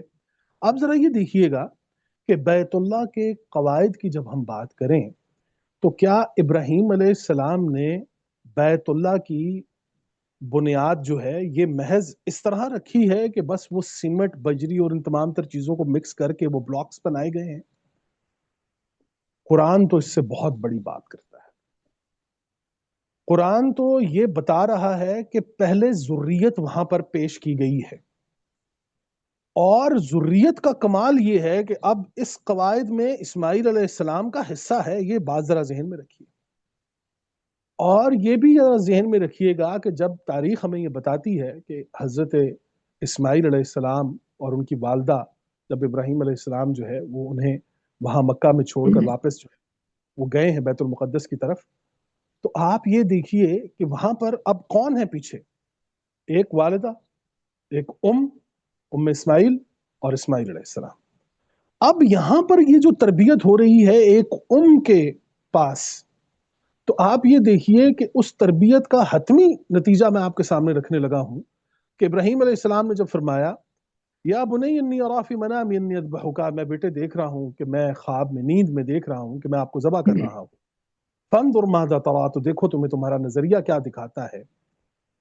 تو اب ذرا یہ ذریت کی تربیت کو ذرا ذہن میں رکھیے کہ ابراہیم علیہ السلام تو آتے جاتے رہے ہیں، لیکن یہ تمام جتنا بھی یہ کام، یہ کردار سنوارنا، یہ تمام تر کام آپ دیکھیے ابراہیم علیہ السلام نے تو کیا ہی کیا ہے، لیکن اس میں ایک کا کردار بھی آپ دیکھیے کہ وہاں پر ابراہیم علیہ السلام، اسماعیل علیہ السلام کی والدہ ہیں اور فرما رہے ہیں، قرآن کہتا ہے کہ وَلَمَّا بَلَغَ مَعْهُ السَّعْيُ، اور جب دوڑ دھوپ میں، ایفرٹس میں اسماعیل علیہ السلام جو ہیں وہ ابراہیم علیہ السلام کے برابر ہوئے ہیں، وَلَمَّا بَلَغَ مَعْهُ السَّعْيُ قَالَ يَا بُنَيَّ، تو فرمایا کہ میرے آئیڈیولوجیکل بیٹے، جہاں آئیڈیولوجیکل گفتگو آتی ہے بنئی کا لفظ آتا ہے، انی اری فی منامی انی اذبحک فانظر ماذا تری، تو دیکھو پھر تمہیں تمہارا نظریہ کیا دکھاتا ہے، میں تو نیند میں دیکھتا ہوں میں آپ کو ذبح کرتا ہوں۔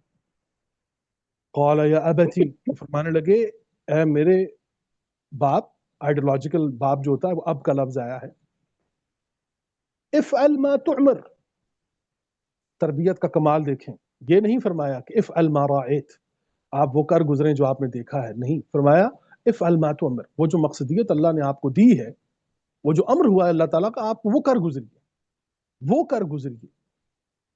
اگر امر یہ ہوتا کہ آپ نے حضرت اسماعیل علیہ السلام کو ذبح کر دینا ہے جیسے دیکھا گیا ہے، تو پھر وہ کام ہوتا، اس میں تو کوئی بالکل دو رائے نہیں ہے، لیکن حضرت ابراہیم علیہ السلام نے حضرت اسماعیل علیہ السلام کو ذبح نہیں کیا کیونکہ یہ اللہ کا امر نہیں تھا۔ اب آپ یہ دیکھیے، فرمایا ستجدون انشاءاللہ من الصابرین، تو آپ مجھے صبر کرنے والوں میں سے پائیں گے۔ تربیت کی انتہا ہے، تربیت کی انتہا ہے، اور ماں باپ دونوں کی ہے کہ آپ مجھے سجدہ صبر کرنے والوں میں سے پائیں گے۔ اور یاد رکھیے کہ صبر جو ہے وہ زندہ انسان کرتا ہے، مردہ کی جو ہے یہ صلاحیت ہی نہیں ہوتی کہ کوئی مردہ یہ کہے کہ میں صبر کر رہا ہوں، اس کے بس کی بات نہیں ہے۔ صبر کے لیے زندہ ہوں، وہ یہ جانتے ہیں کہ میرے والد صاحب حضرت ابراہیم علیہ السلام، حضرت اسماعیل یہ جانتے ہیں کہ میرے والد ابراہیم علیہ السلام وہ اور ان کا رب جو کہ حی القیوم ہے، زندہ خدا ہے، زندہ اللہ ہے، تو ہم تحفے میں ایک زندہ خدا کو زندگی دے سکتے ہیں۔ یہ کیسا خدا ہے کہ جو ہم سے تحفے میں موت مانگے؟ تو زندگی پیش کی ہے، تو اس سے زندگی ملی ہے۔ اس کے بعد پوری دنیا میں نے عرض کیا تھا کہ ایک قانون آیا کہ جس میں ملکوں کے درمیان آج تک کسی ملک نے اس بات کی تائید نہیں کی کہ خدا کی خوشنودی حاصل کرنے کے لیے کسی انسان کو بلی چڑھا دیا جائے۔ اس کی تاریخ ہم بتا چکے تھے کہ ابراہیم علیہ السلام سے کے وقت میں وہ جو انہوں نے کہا کہ جب مکالمہ ہوا تھا حضرت ابراہیم علیہ السلام کا اور ان کفار کا، انہوں نے کہا کہ احرقو، جلا دو انہیں، فانصروا آلہاتکم، اپنے آلہات کی نصرت کرو، ان کی خوشنودی حاصل کرو، فانصروا، مدد کرو اپنے خداؤں کی، جلا دو ابراہیم علیہ السلام کو۔ تو پتا چلا کہ خداؤں کی خوشنودی حاصل کرنے کے لیے پوری دنیا کی ایک تاریخ بھری پڑی ہے کہ جہاں پر کسی بھی انٹلیکچوئل کو جو کہ اللہ کا نام لینے والا ہو، حق بات کرنے والا ہو، انسانیت کی بقا کی بات کرنے والا ہو، اسے خدا کے نام پر بلی چڑھا دیا جاتا ہے۔ ابراہیم علیہ السلام کے ساتھ بھی یہی ہونے والا تھا، اللہ کا فضل و کرم ہوا، اس آگ کو ان پر ٹھنڈا کر دیا گیا اور ان کو پھر مکہ کی طرف لایا گیا۔ اب یہاں پر وہی فکر، وہی پریشانی ہے، اور دن رات دیکھ رہے ہیں خواب میں دیکھ رہے ہیں، انی ارا، بار بار دیکھ رہا ہوں کہ میں آپ کو ذبح کر رہا ہوں. کیوں؟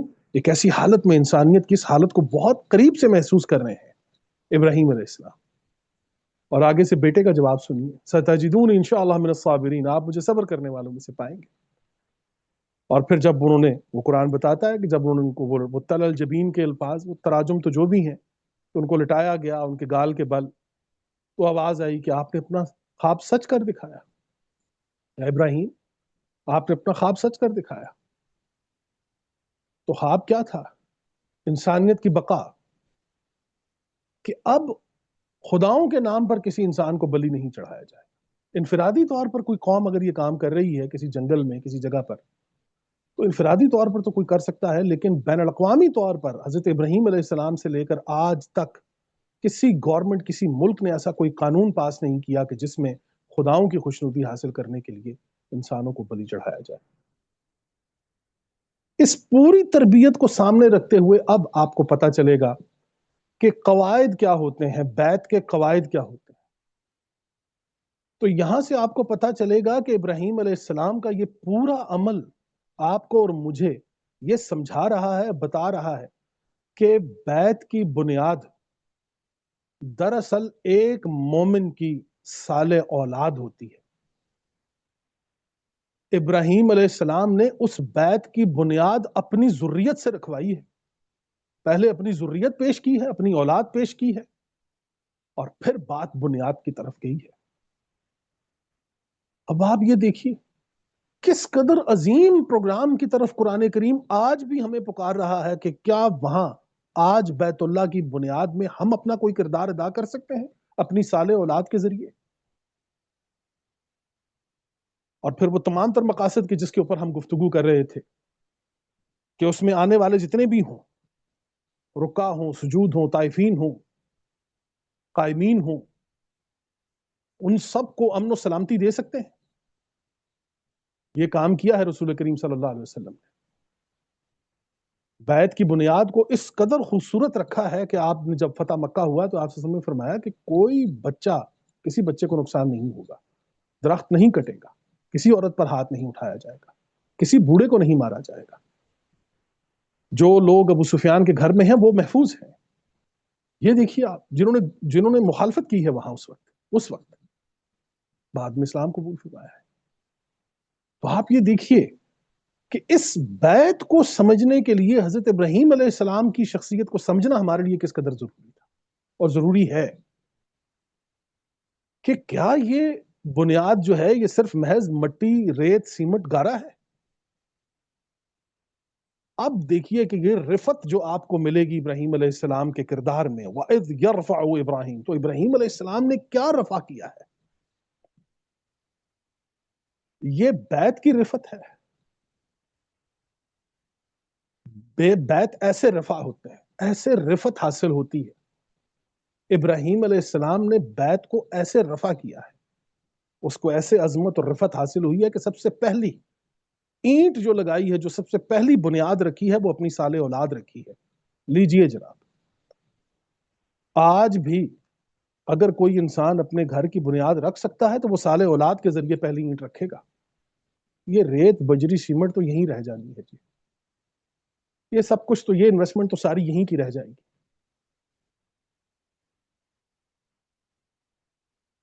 وہ جو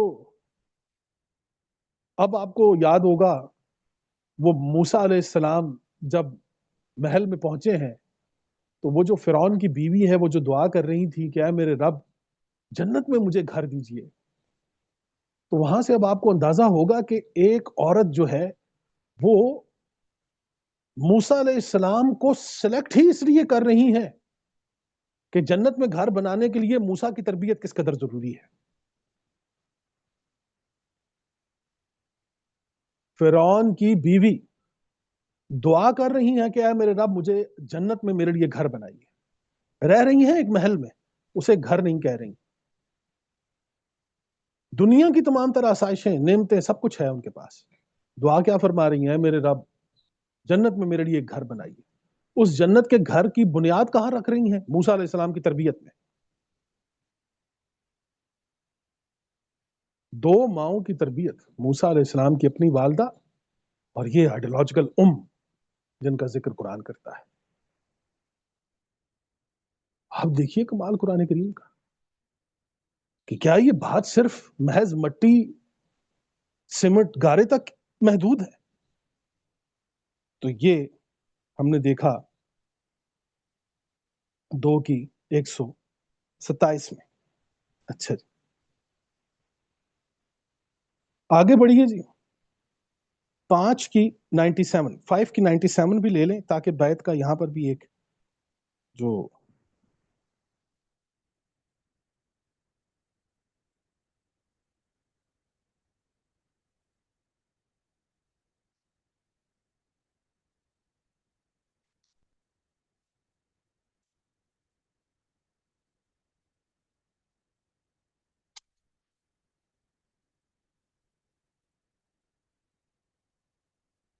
فائیو کی 97 ہے.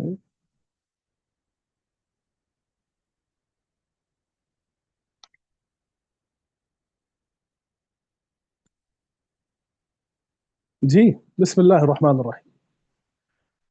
جعل الله الكعبة البيت الحرام حراما قيما للناس وشهر الحرام والهدي والقلائد ذلك لتعلموا أن الله يعلم ما في السماوات وما في الأرض وأن الله بكل شيء عليم. اللہ نے ادب والے گھر کو اور حرمت والے مہینے کو اور حرم کی طرف لے جانے والے قربانی کے جانوروں کو جن کے گلے میں حج کے قربان ہونے کی نشانی لٹکی ہوتی ہے ان سب کو اللہ کے قیام کا ذریعہ بنایا ہے. یہ اس لیے کہ تاکہ تم یقین کر لو کہ اللہ جانتا ہے جو کچھ آسمانوں میں ہے اور جو کچھ زمینوں میں ہے، اور یقین کر لو سب کو اللہ جو ہے وہ سب چیزوں کا علم رکھتا ہے. اب یہ دیکھ لیجئے کہ ایک تو یہاں پر بیت کے ساتھ کعبہ کے الفاظ، اور پھر کعبہ ہم بتا چکے ہیں کہ وہ ابری ہوئی جگہ، ابری ہوئی چیز. اچھا مقام جو واضح ہو، ابھرا ہوا ہو، مقام کعبہ، بیت اور حرام کا لفظ ہم نے آپ کو بتایا تھا کہ جس میں حرمت ہوتی ہے، تحفظ ہوتا ہے. اب وہ اس لیے ہے کہ وہاں پر امن ہے.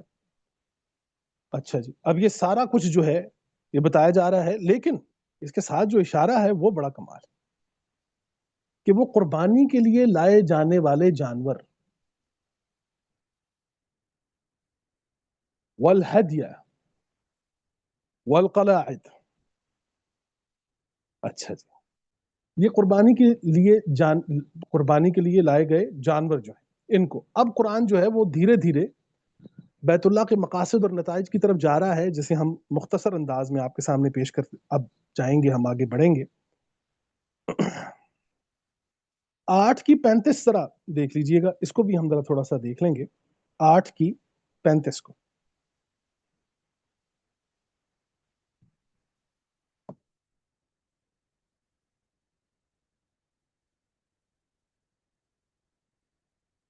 یہ آیت بھی بڑی اہم ترین آیت ہے. اس میں اس کو ذرا ہم اپنے لیکچر سے تھوڑا سا ہٹ کر صرف یہ بتانے کے لیے اس کو بیچ میں رکھا گیا ہے کہ یہ یاد رکھیے کہ جب بیت اپنے مقاصد سے دور ہوگا، بیت والے اپنے مقاصد سے دور ہوں گے، تو وہاں پر نتائج کیا پیدا ہوں گے.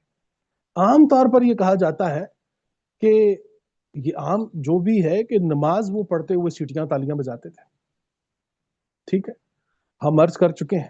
اب پہلے آیت پڑھ لیجئے. اعوذ باللہ من الشیطان الرجیم بسم اللہ الرحمن الرحیم وما كان صلاتهم عند البيت الا مكاء وتسديا فذوقوا العذاب بما كنتم تكفرون. عام ترجمہ، اور بیت اللہ کے پاس ان کی نماز صرف سیٹیاں بجانا اور تالیاں بجانا ہی تھا، تو اپنے کفر کے بدلے عذاب کا مزہ چکھو. ہم نے بتایا تھا کہ صلات میں جب تا جو ہے تا المربوطہ اور تا المفتوحہ، تا المبسوط جسے کہا جاتا ہے، تے جب کھلتا ہے اور تے جب بند ہوتا ہے، جب بند تے آتا ہے وہاں پر حرکات کی صلات آتی ہے، اور جہاں پر تے کھلتا ہے وہاں معاملات کی صلات آتی ہے. اور یہ معاملات تمام تر چیزوں کو کور کرتے ہیں، ایون کے حرکات کی صلات کو بھی. کھلا ہوا تے جو ہے یہ بند تے اس میں سما جائے گا، بند تے میں کھلا ہوا تے نہیں سمائے گا، یہ ذہن میں رکھیں. اب یہاں پر صلات کا تے جو ہے وہ کھلا ہوا ہے، ذہن میں رکھیں.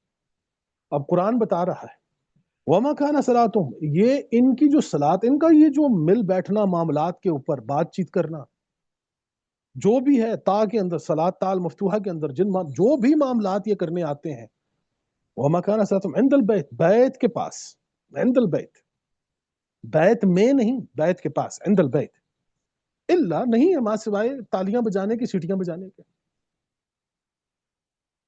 اب ایک تو یہ بے وقوفی ہو سکتی ہے کہ تالی بجا کے، سیٹی بجا کے جو ہے وہ وقت کا ضیاع، ایک کسی کی تائید ہو سکتی ہے۔ دونوں صورتوں میں آپ ان مقاصد سے دور ہو گئے ہیں جن کی قرآن بات کر رہا ہے۔ فذوقوا، میں نے بتایا تھا کہ ذائقے میں اور لذت میں کیا فرق ہوتا ہے۔ ذائقے کے اندر انسان کا عمل کی مداخلت ہوتی ہے۔ فذوقوا العذاب بما کنتم تکفرون، تو تم عذاب چکھ لو اپنے کفر، تو اب تم عذاب چکھو بدلہ اپنے کفر کا۔ وہ تو نماز پڑھ رہے تھے بقول ہمارے، وہ کون سا کفر کر رہے تھے؟ ترجمے میں اگر ہم نماز رکھیں گے یہاں پر اس مقام پر، وہ تو نماز پڑھ رہے تھے، اس کو آپ کفر کہیں گے یا کوئی بھی اس کو کفر سمجھے گا؟ یہاں پر صلات کے لفظ کو ہم نے دیکھنا ہوگا کہ قرآن جب تا المربوطہ کو لے کر آتا ہے صلات میں، تو وہ حرکات کی صلات کی بات کرتا ہے، اور جب تا المفتوحہ کو لے کر آتا ہے تو وہ معاملات کی بات کرتا ہے۔ تو اس آیت کو ہم نے رکھا تاکہ ہمیں یہ معلوم ہو کہ جب ہم لوگ جو ہیں وہ بیت کے مقاصد سے ہٹتے ہیں تو پھر آپ یہ دیکھیے کہ بات کس طرف چلی جاتی ہے۔ اچھا جی، بیت کے حتمی نتائج کی طرف ہم جاتے ہیں جی۔ یہ ایک سورہ قریش بھی اگر لے لیں، سورہ قریش،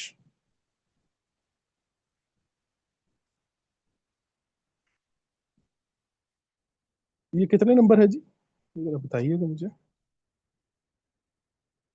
جی۔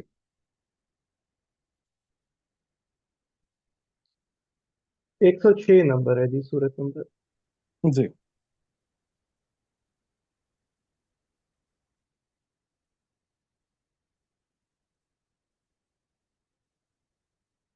جی، اعوذ باللہ من الشیطان الرجیم، بسم اللہ الرحمن الرحیم۔ لإلاف قریش، قریش کو مانوس کرنے کے لیے، ایلاف، الف کے اوپر جب ہم نے بات کی تھی تو اس پر بہت طویل ہماری گفتگو ہوئی تھی۔ لإلاف، ایلاف قریش، قریش کو مانوس کرنے کی، ایلافہم رحلۃ الشتاء والصیف، انہیں سردی اور گرمی دونوں کے سفر سے مانوس کرنے کی وجہ سے کہ قریش جو ہے، ایک تو ہم نے بتایا تھا کہ قریش جو ہے یہ قرش سے نکلا ہوا لفظ ہے، اور یہ کہتے ہیں جمع ہونا کسی چیز کا۔ قر جہاں پر آئے گا قاف اور رے، قاف نقطوں والی اور رے، قر جب یہ جمع ہوگا تو یہ کہتے ہیں کسی چیز کا قریب آنا، جڑنا، اکٹھا ہونا۔ قریش وہ لوگ کہ جو بیت اللہ کے ارد گرد رہتے تھے، پھر وہ جب اکٹھے ہوتے تھے ایک جگہ پھر وہ رہنے لگے تو انہیں قریش کہا گیا، قریش، وہاں پر آ کر وہ سب ملے۔ ان کو خطاب کیا جا رہا ہے کہ ان کے جو سفر تھے ان کو ایڈریس کیا جا رہا ہے، الافہم رحلۃ الشتاء والصیف، انہیں سردی اور گرمی دونوں کے سفر سے مانوس کرنے کی وجہ سے فلیعبدوا، اب دیکھیں کہ آپ بڑے آرام سے گرمی اور سردی کے سفر، مطلب سردی میں وہ لوگ یمن کی طرف سفر کرتے تھے، گرمیوں میں شام کی طرف چلے جاتے تھے۔ تو یہ سفر جو تھا اس میں ان کی سب سے بڑی بچت جو تھی وہ بیت اللہ، وہ بیت تھا جہاں یہ قریش رہتے تھے۔ اب قرآن بتا رہا ہے فَلْيَعْبُدُوا رَبَّ هَذَا الْبَيْتِ، تو عبادت کرو اس بیت کے رب کی۔ بیت کی تو ہو نہیں سکتی، بیت کے رب کی عبادت ہوگی۔ فَلْيَعْبُدُوا رَبَّ هَذَا الْبَيْتِ الَّذِي، اب وہ رب بیت کے حتمی نتائج، حتمی ترین نتائج قرآن کریم سورہ قریش کے اندر یہ پیش کر رہا ہے۔ الَّذِي أَطْعَمَهُم مِّن جُوع، جس نے انہیں، اب بیت کی بات ہو رہی ہے، رب البیت وہ کر کیا رہا ہے بیت کے ذریعے؟ الذی اطعمهم من جوع، اور جس نے انہیں بھوک میں کھانا دیا، وآمنهم من خوف، اور انہیں خوف میں امن بخشا۔ اب دو نقاط آپ کے سامنے آ گئی ہیں جی، بیت کے دو حتمی نتیجے آپ کے سامنے آ گئے ہیں۔ ایک کہ بھوک میں کھانا کہ جس نے انہیں بھوک میں کھانا دیا، یعنی بھوک نہیں ہوگی، بیت اللہ کی بات ہوگی، بیت کی بات ہوگی تو بیت میں بھوک نہیں ہو سکتی، پہلی بات۔ دوسری بات، خوف میں امن ہوگا، خوف کی حالت نہیں ہوگی، امن کی حالت ہوگی۔ تو جہاں بھوک نہ ہو، جہاں خوف نہ ہو، وہ بیت اللہ ہے۔ اور اس سے بھی ایک اگلی بات میں آپ کے سامنے رکھنا جا رہا ہوں کہ قرآن یہ بتا رہا ہے کہ بیت کے سب سے بڑے نتیجے کو جب ہم دیکھیں گے حج کی صورت میں، تو ہم نے آپ کو بتایا تھا کہ حج بیت اللہ کا حتمی پیریڈ ہے کہ جس سے تمام تر مقاصد اور نتائج حاصل کیے جاتے ہیں۔ ان مقاصد اور نتائج کی آخری اور حتمی شکل یہ ہوتی ہے کہ آپ تمام تر مناسک، تمام تر شعائر، تمام تر چیزیں مکمل کرنے کے بعد جب آپ کا حج مکمل ہو جاتا ہے تو اس کی آخری اور حتمی شکل یہ ہوتی ہے کہ آپ وہاں قربانی کرتے ہیں۔ بیت اللہ کا مقصد یہ ہے کہ آپ نے اپنے حقوق میں، اپنے حق میں دوسروں کے حقوق کو، دوسروں کے حق کو تسلیم کرنا ہے۔ وہ جو چیز کہ جسے آپ اپنے ساتھ نہیں لے کر جائیں گے، یہاں چھوڑیں گے، اور دنیا کا ہر انسان چھوڑے گا، وہ ہندو ہو، مسلم ہو، سکھ ہو، عیسائی، کہ وہ جو چیز آپ سے چھڑوا دی جائے گی اگر اسے آپ اپنی زندگی میں تقسیم کر جائیں تو اس میں آپ کی بقا ہے۔ وہ جسے آپ نے طوعاً و کرہن چھوڑ کے جانا ہے یہاں، کہ ہم جمع اس لیے کر رہے ہیں کہ چھوڑ جائیں گے۔ یہ ایک جملہ یاد رکھیے کہ ہم جمع اس لیے کر رہے ہیں کہ چھوڑ جائیں گے۔ پورا بیت ہمیں یہ بتا رہا ہے کہ یہ جو کچھ اللہ نے آپ کو دے رکھا ہے، اس کا حتمی نتیجہ یہ ہے کہ آپ نے قربانی کرنی ہے۔ آپ کیا کیا قربان کرنے کے لیے تیار ہیں؟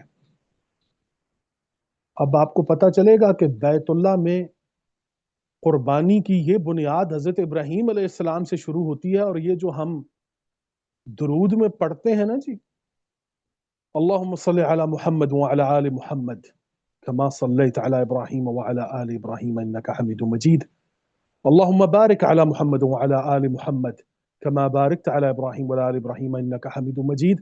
تو آج آپ کو اس درود کا بھی پتا چل جائے گا کہ قربانی میں حضرت ابراہیم علیہ السلام سے لے کر حضرت حسن و حسین رضی اللہ عنہم تک جب آپ آئیں گے تو ان دو اہل بیت کے درمیان قربان ہونے کی یہ صلاحیت کہیں اور آپ کو دکھائی دی ہے؟ اس سے بڑی امامت اور رہنمائی کہیں اور سے ہمیں ملتی ہے؟ بے شک ہم الحمدللہ صحابہ کے مقام کو بھی مانتے ہیں، اہل بیت کے مقام کو بھی مانتے ہیں، سب کچھ، لیکن جب ہم درود کی بات کرتے ہیں، اور ہم نے بتایا تھا درود پر ہم بات کر چکے ہیں، لیکن آج چونکہ بیت پر گفتگو ہو رہی ہے تو ہم آپ کو بتائیں گے کہ وہ ابراہیم علیہ السلام کا خواب کہ جسے فرمایا گیا کہ آپ نے سچ کر دکھایا، تو آپ دیکھیے کہ ابراہیم علیہ السلام کی نسل سے آگے چلتے ہوئے آپ صلی اللہ علیہ وسلم تک جب آپ آئیں گے، اور پھر آپ دیکھیں گے کہ ابراہیم علیہ السلام سے آپ صلی اللہ علیہ وسلم کا تک کا سفر، اور پھر آپ صلی اللہ علیہ وسلم کی تربیت میں آپ کی بیٹی اور پھر آپ کی بیٹی کی ذریت، یہاں پر ذریتوں کی قربانیاں دیکھیے آپ۔ قطع نظر اس بات سے کہ وہ اس پر بحث مباحثے یا جو کچھ بھی یا جو بھی عقائد کوئی انسان رکھتا ہے، لیکن بیت کی بات جو ہو رہی ہے، جو بیت کی بات ہو رہی ہے، تو پھر یقیناً اہل بیت کی بھی بات ہوگی۔ تو بیت کی بات اور اہل بیت کی بات کرنا اور قرآن کے مطابق کرنا، میں یہ سمجھتا ہوں کہ یہ ہمارا فرض ہے، اس میں ہم بات کریں گے۔ اس میں کسی استغفر اللہ صحابہ کی کوئی، ان کے اللہ معاف کرے، کوئی ایسی وہ نہیں، ان کا مقام اپنا مقام ہے۔ حضرت ابوبکر صدیق رضی اللہ تعالیٰ عنہ کا، حضرت عمر بن خطاب رضی اللہ تعالیٰ عنہ کا، حضرت عثمان بن عفان رضی اللہ تعالیٰ عنہ کا، حضرت علی رضی اللہ تعالیٰ عنہ کا۔ لیکن جب ہم ذریت کی قربانی کی بات کریں گے تو پھر آپ یہ دیکھیے، اور افسوس یہ ہے کہ جب ہم اہل بیت کی بات کرتے ہیں تو ہمارا مقصد جو ہے وہ اہل بیت میں یہ بات ہم منسوب کرتے ہیں محض رسول کریم کے گھر تک، ہم اسے بیت اللہ تک نہیں لے کر جاتے. یہ ذریتیں قربان ہوئی ہیں بیت اللہ پر، بیت اللہ کی حفاظت کے لیے. آج دیکھ لیجئے، اہل بیت کا ذکر آتے ہی رسول کریم کے گھر کی بات ہوگی، بیت اللہ کی بات نہیں ہوگی. لیکن آپ دیکھیے کہ آپ صلی اللہ علیہ وسلم کی ذریت کس طرح قربان ہوئی. آج آپ دیکھیے کہ یہ درود جو ہم پڑھتے ہیں، اس درود میں کتنا بڑا راز ہے. ابراہیم علیہ السلام نے جو فرمایا تھا کہ میں یہ جو اپنی ذریت آپ کے سامنے لے کر آیا ہوں، میں نے اس کو تسکین دی ہے یہاں. تو آپ حضرت ابراہیم علیہ السلام کی ذریت کو دیکھتے تو جائیے. آپ صلی اللہ علیہ وسلم ان میں آئے ہیں. آپ حضرت ابراہیم کے بعد ایک لمبی خاموشی، اسماعیل علیہ السلام، پھر اسماعیل علیہ السلام کے بعد آپ صلی اللہ علیہ وسلم، اور پھر آپ کی آگے سے ذریت. تو یہ قربان ہونے کی یہ سنت جو ہے کہ جس میں اپنی ذریت کے قواعد رکھے جائیں بیت اللہ کے لیے، کہ بیت اللہ کی استقامت کے لیے، بیت اللہ کے مقاصد کے لیے، کہ جس میں انسانیت کو امن بھی ملے، کوئی بھوکا بھی نہ رہے. وہ جو ہم نے کہا کہ فَلْيَعْبُدُوا رَبَّ هَذَا الْبَيْتِ الَّذِي يُطْعِمُهُم مِّن جُوعٍ وَآمَنَهُم مِّن خَوْفٍ. عبادت کرو اس گھر کی.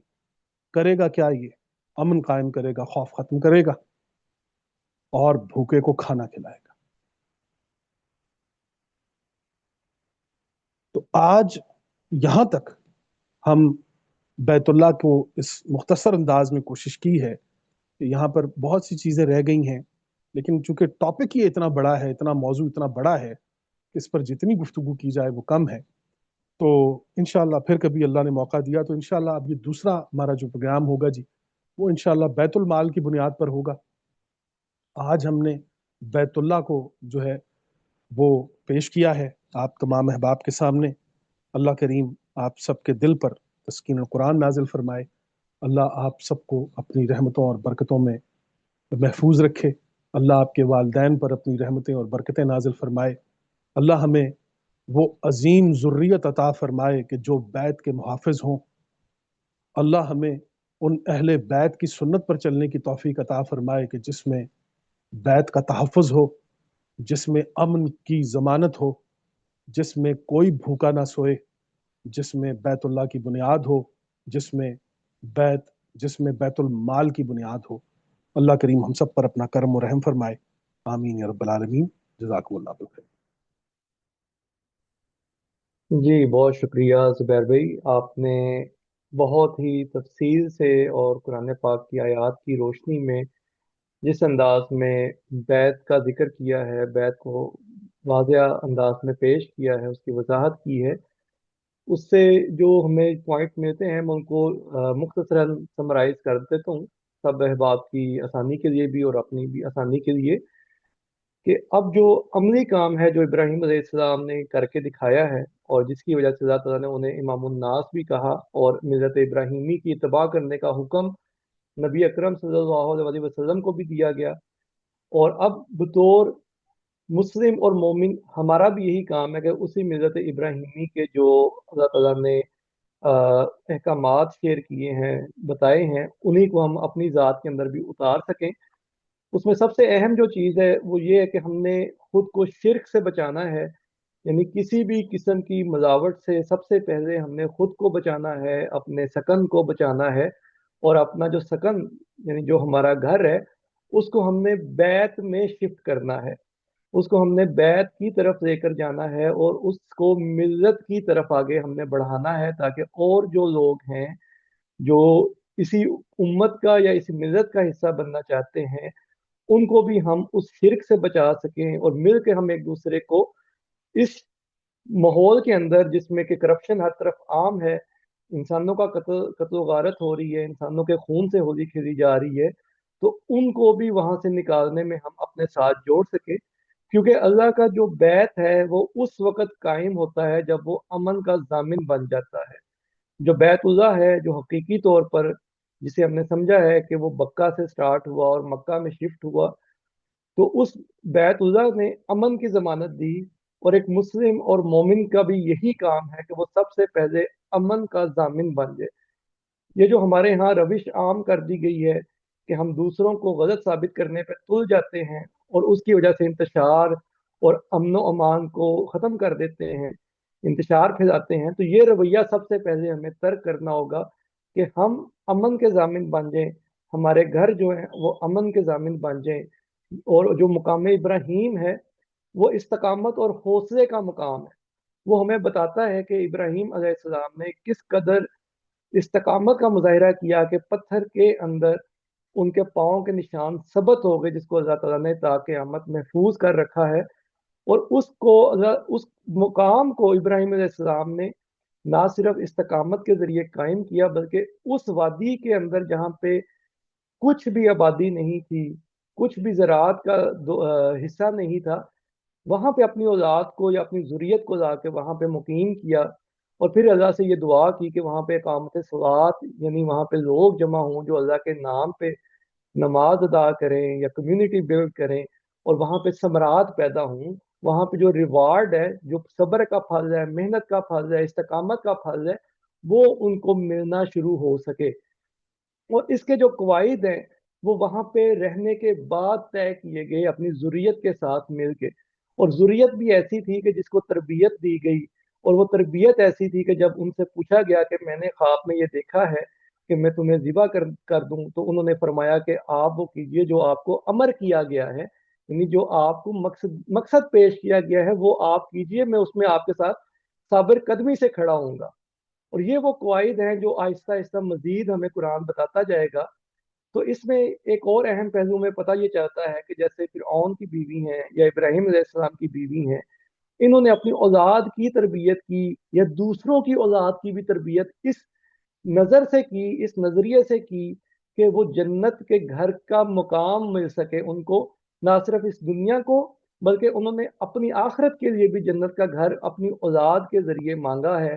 تو یہ بڑا ہمیں سمجھنے کا مقام ہے کہ اگر ہم صاحب اولاد ہیں تو ہمیں اپنی اولاد سے سب سے پہلے یہ دیکھنا ہوگا، اور نہ صرف اپنی اولاد سے بلکہ دوسروں کی اولاد کو بھی اپنی اولاد سمجھ کے ہی ان کی بھی تربیت نظریے کے مطابق کرنی ہوگی، تاکہ وہ جہاں بھی جائیں گے دنیا کے اندر وہ جنت کی تشکیل کریں گے، اور آخرت میں بھی ان کے ذریعے سے نہ صرف ہماری جنت یا ان تربیت کرنے والوں کی جنت کو بھی اللہ تعالیٰ پیش کرے گا، بلکہ اس اولاد یا ان ابناء کی صورت میں اس دنیا کو بھی اللہ تعالیٰ جنت نظیر بناتا جائے گا، جس کی آج دنیا بھر میں کمی ہے۔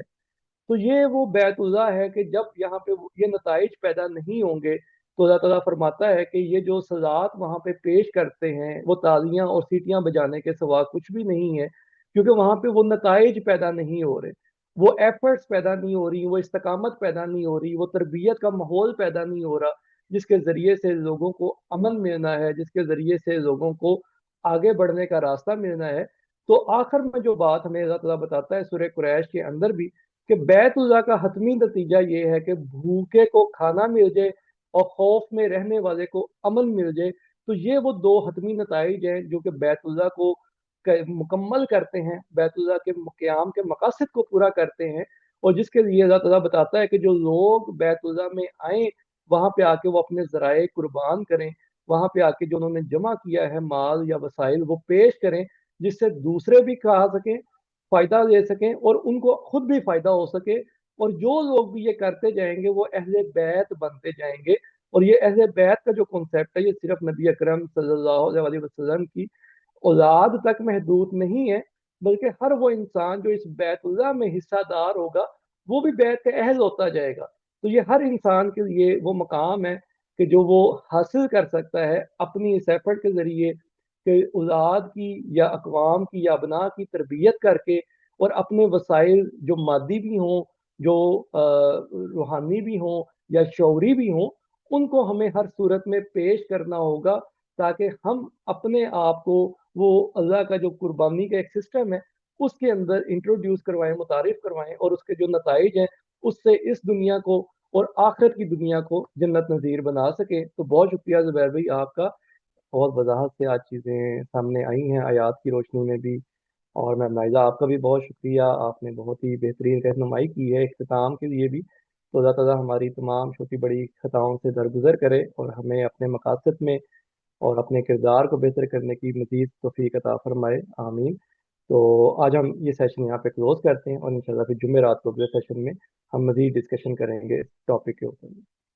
اللہ حافظ۔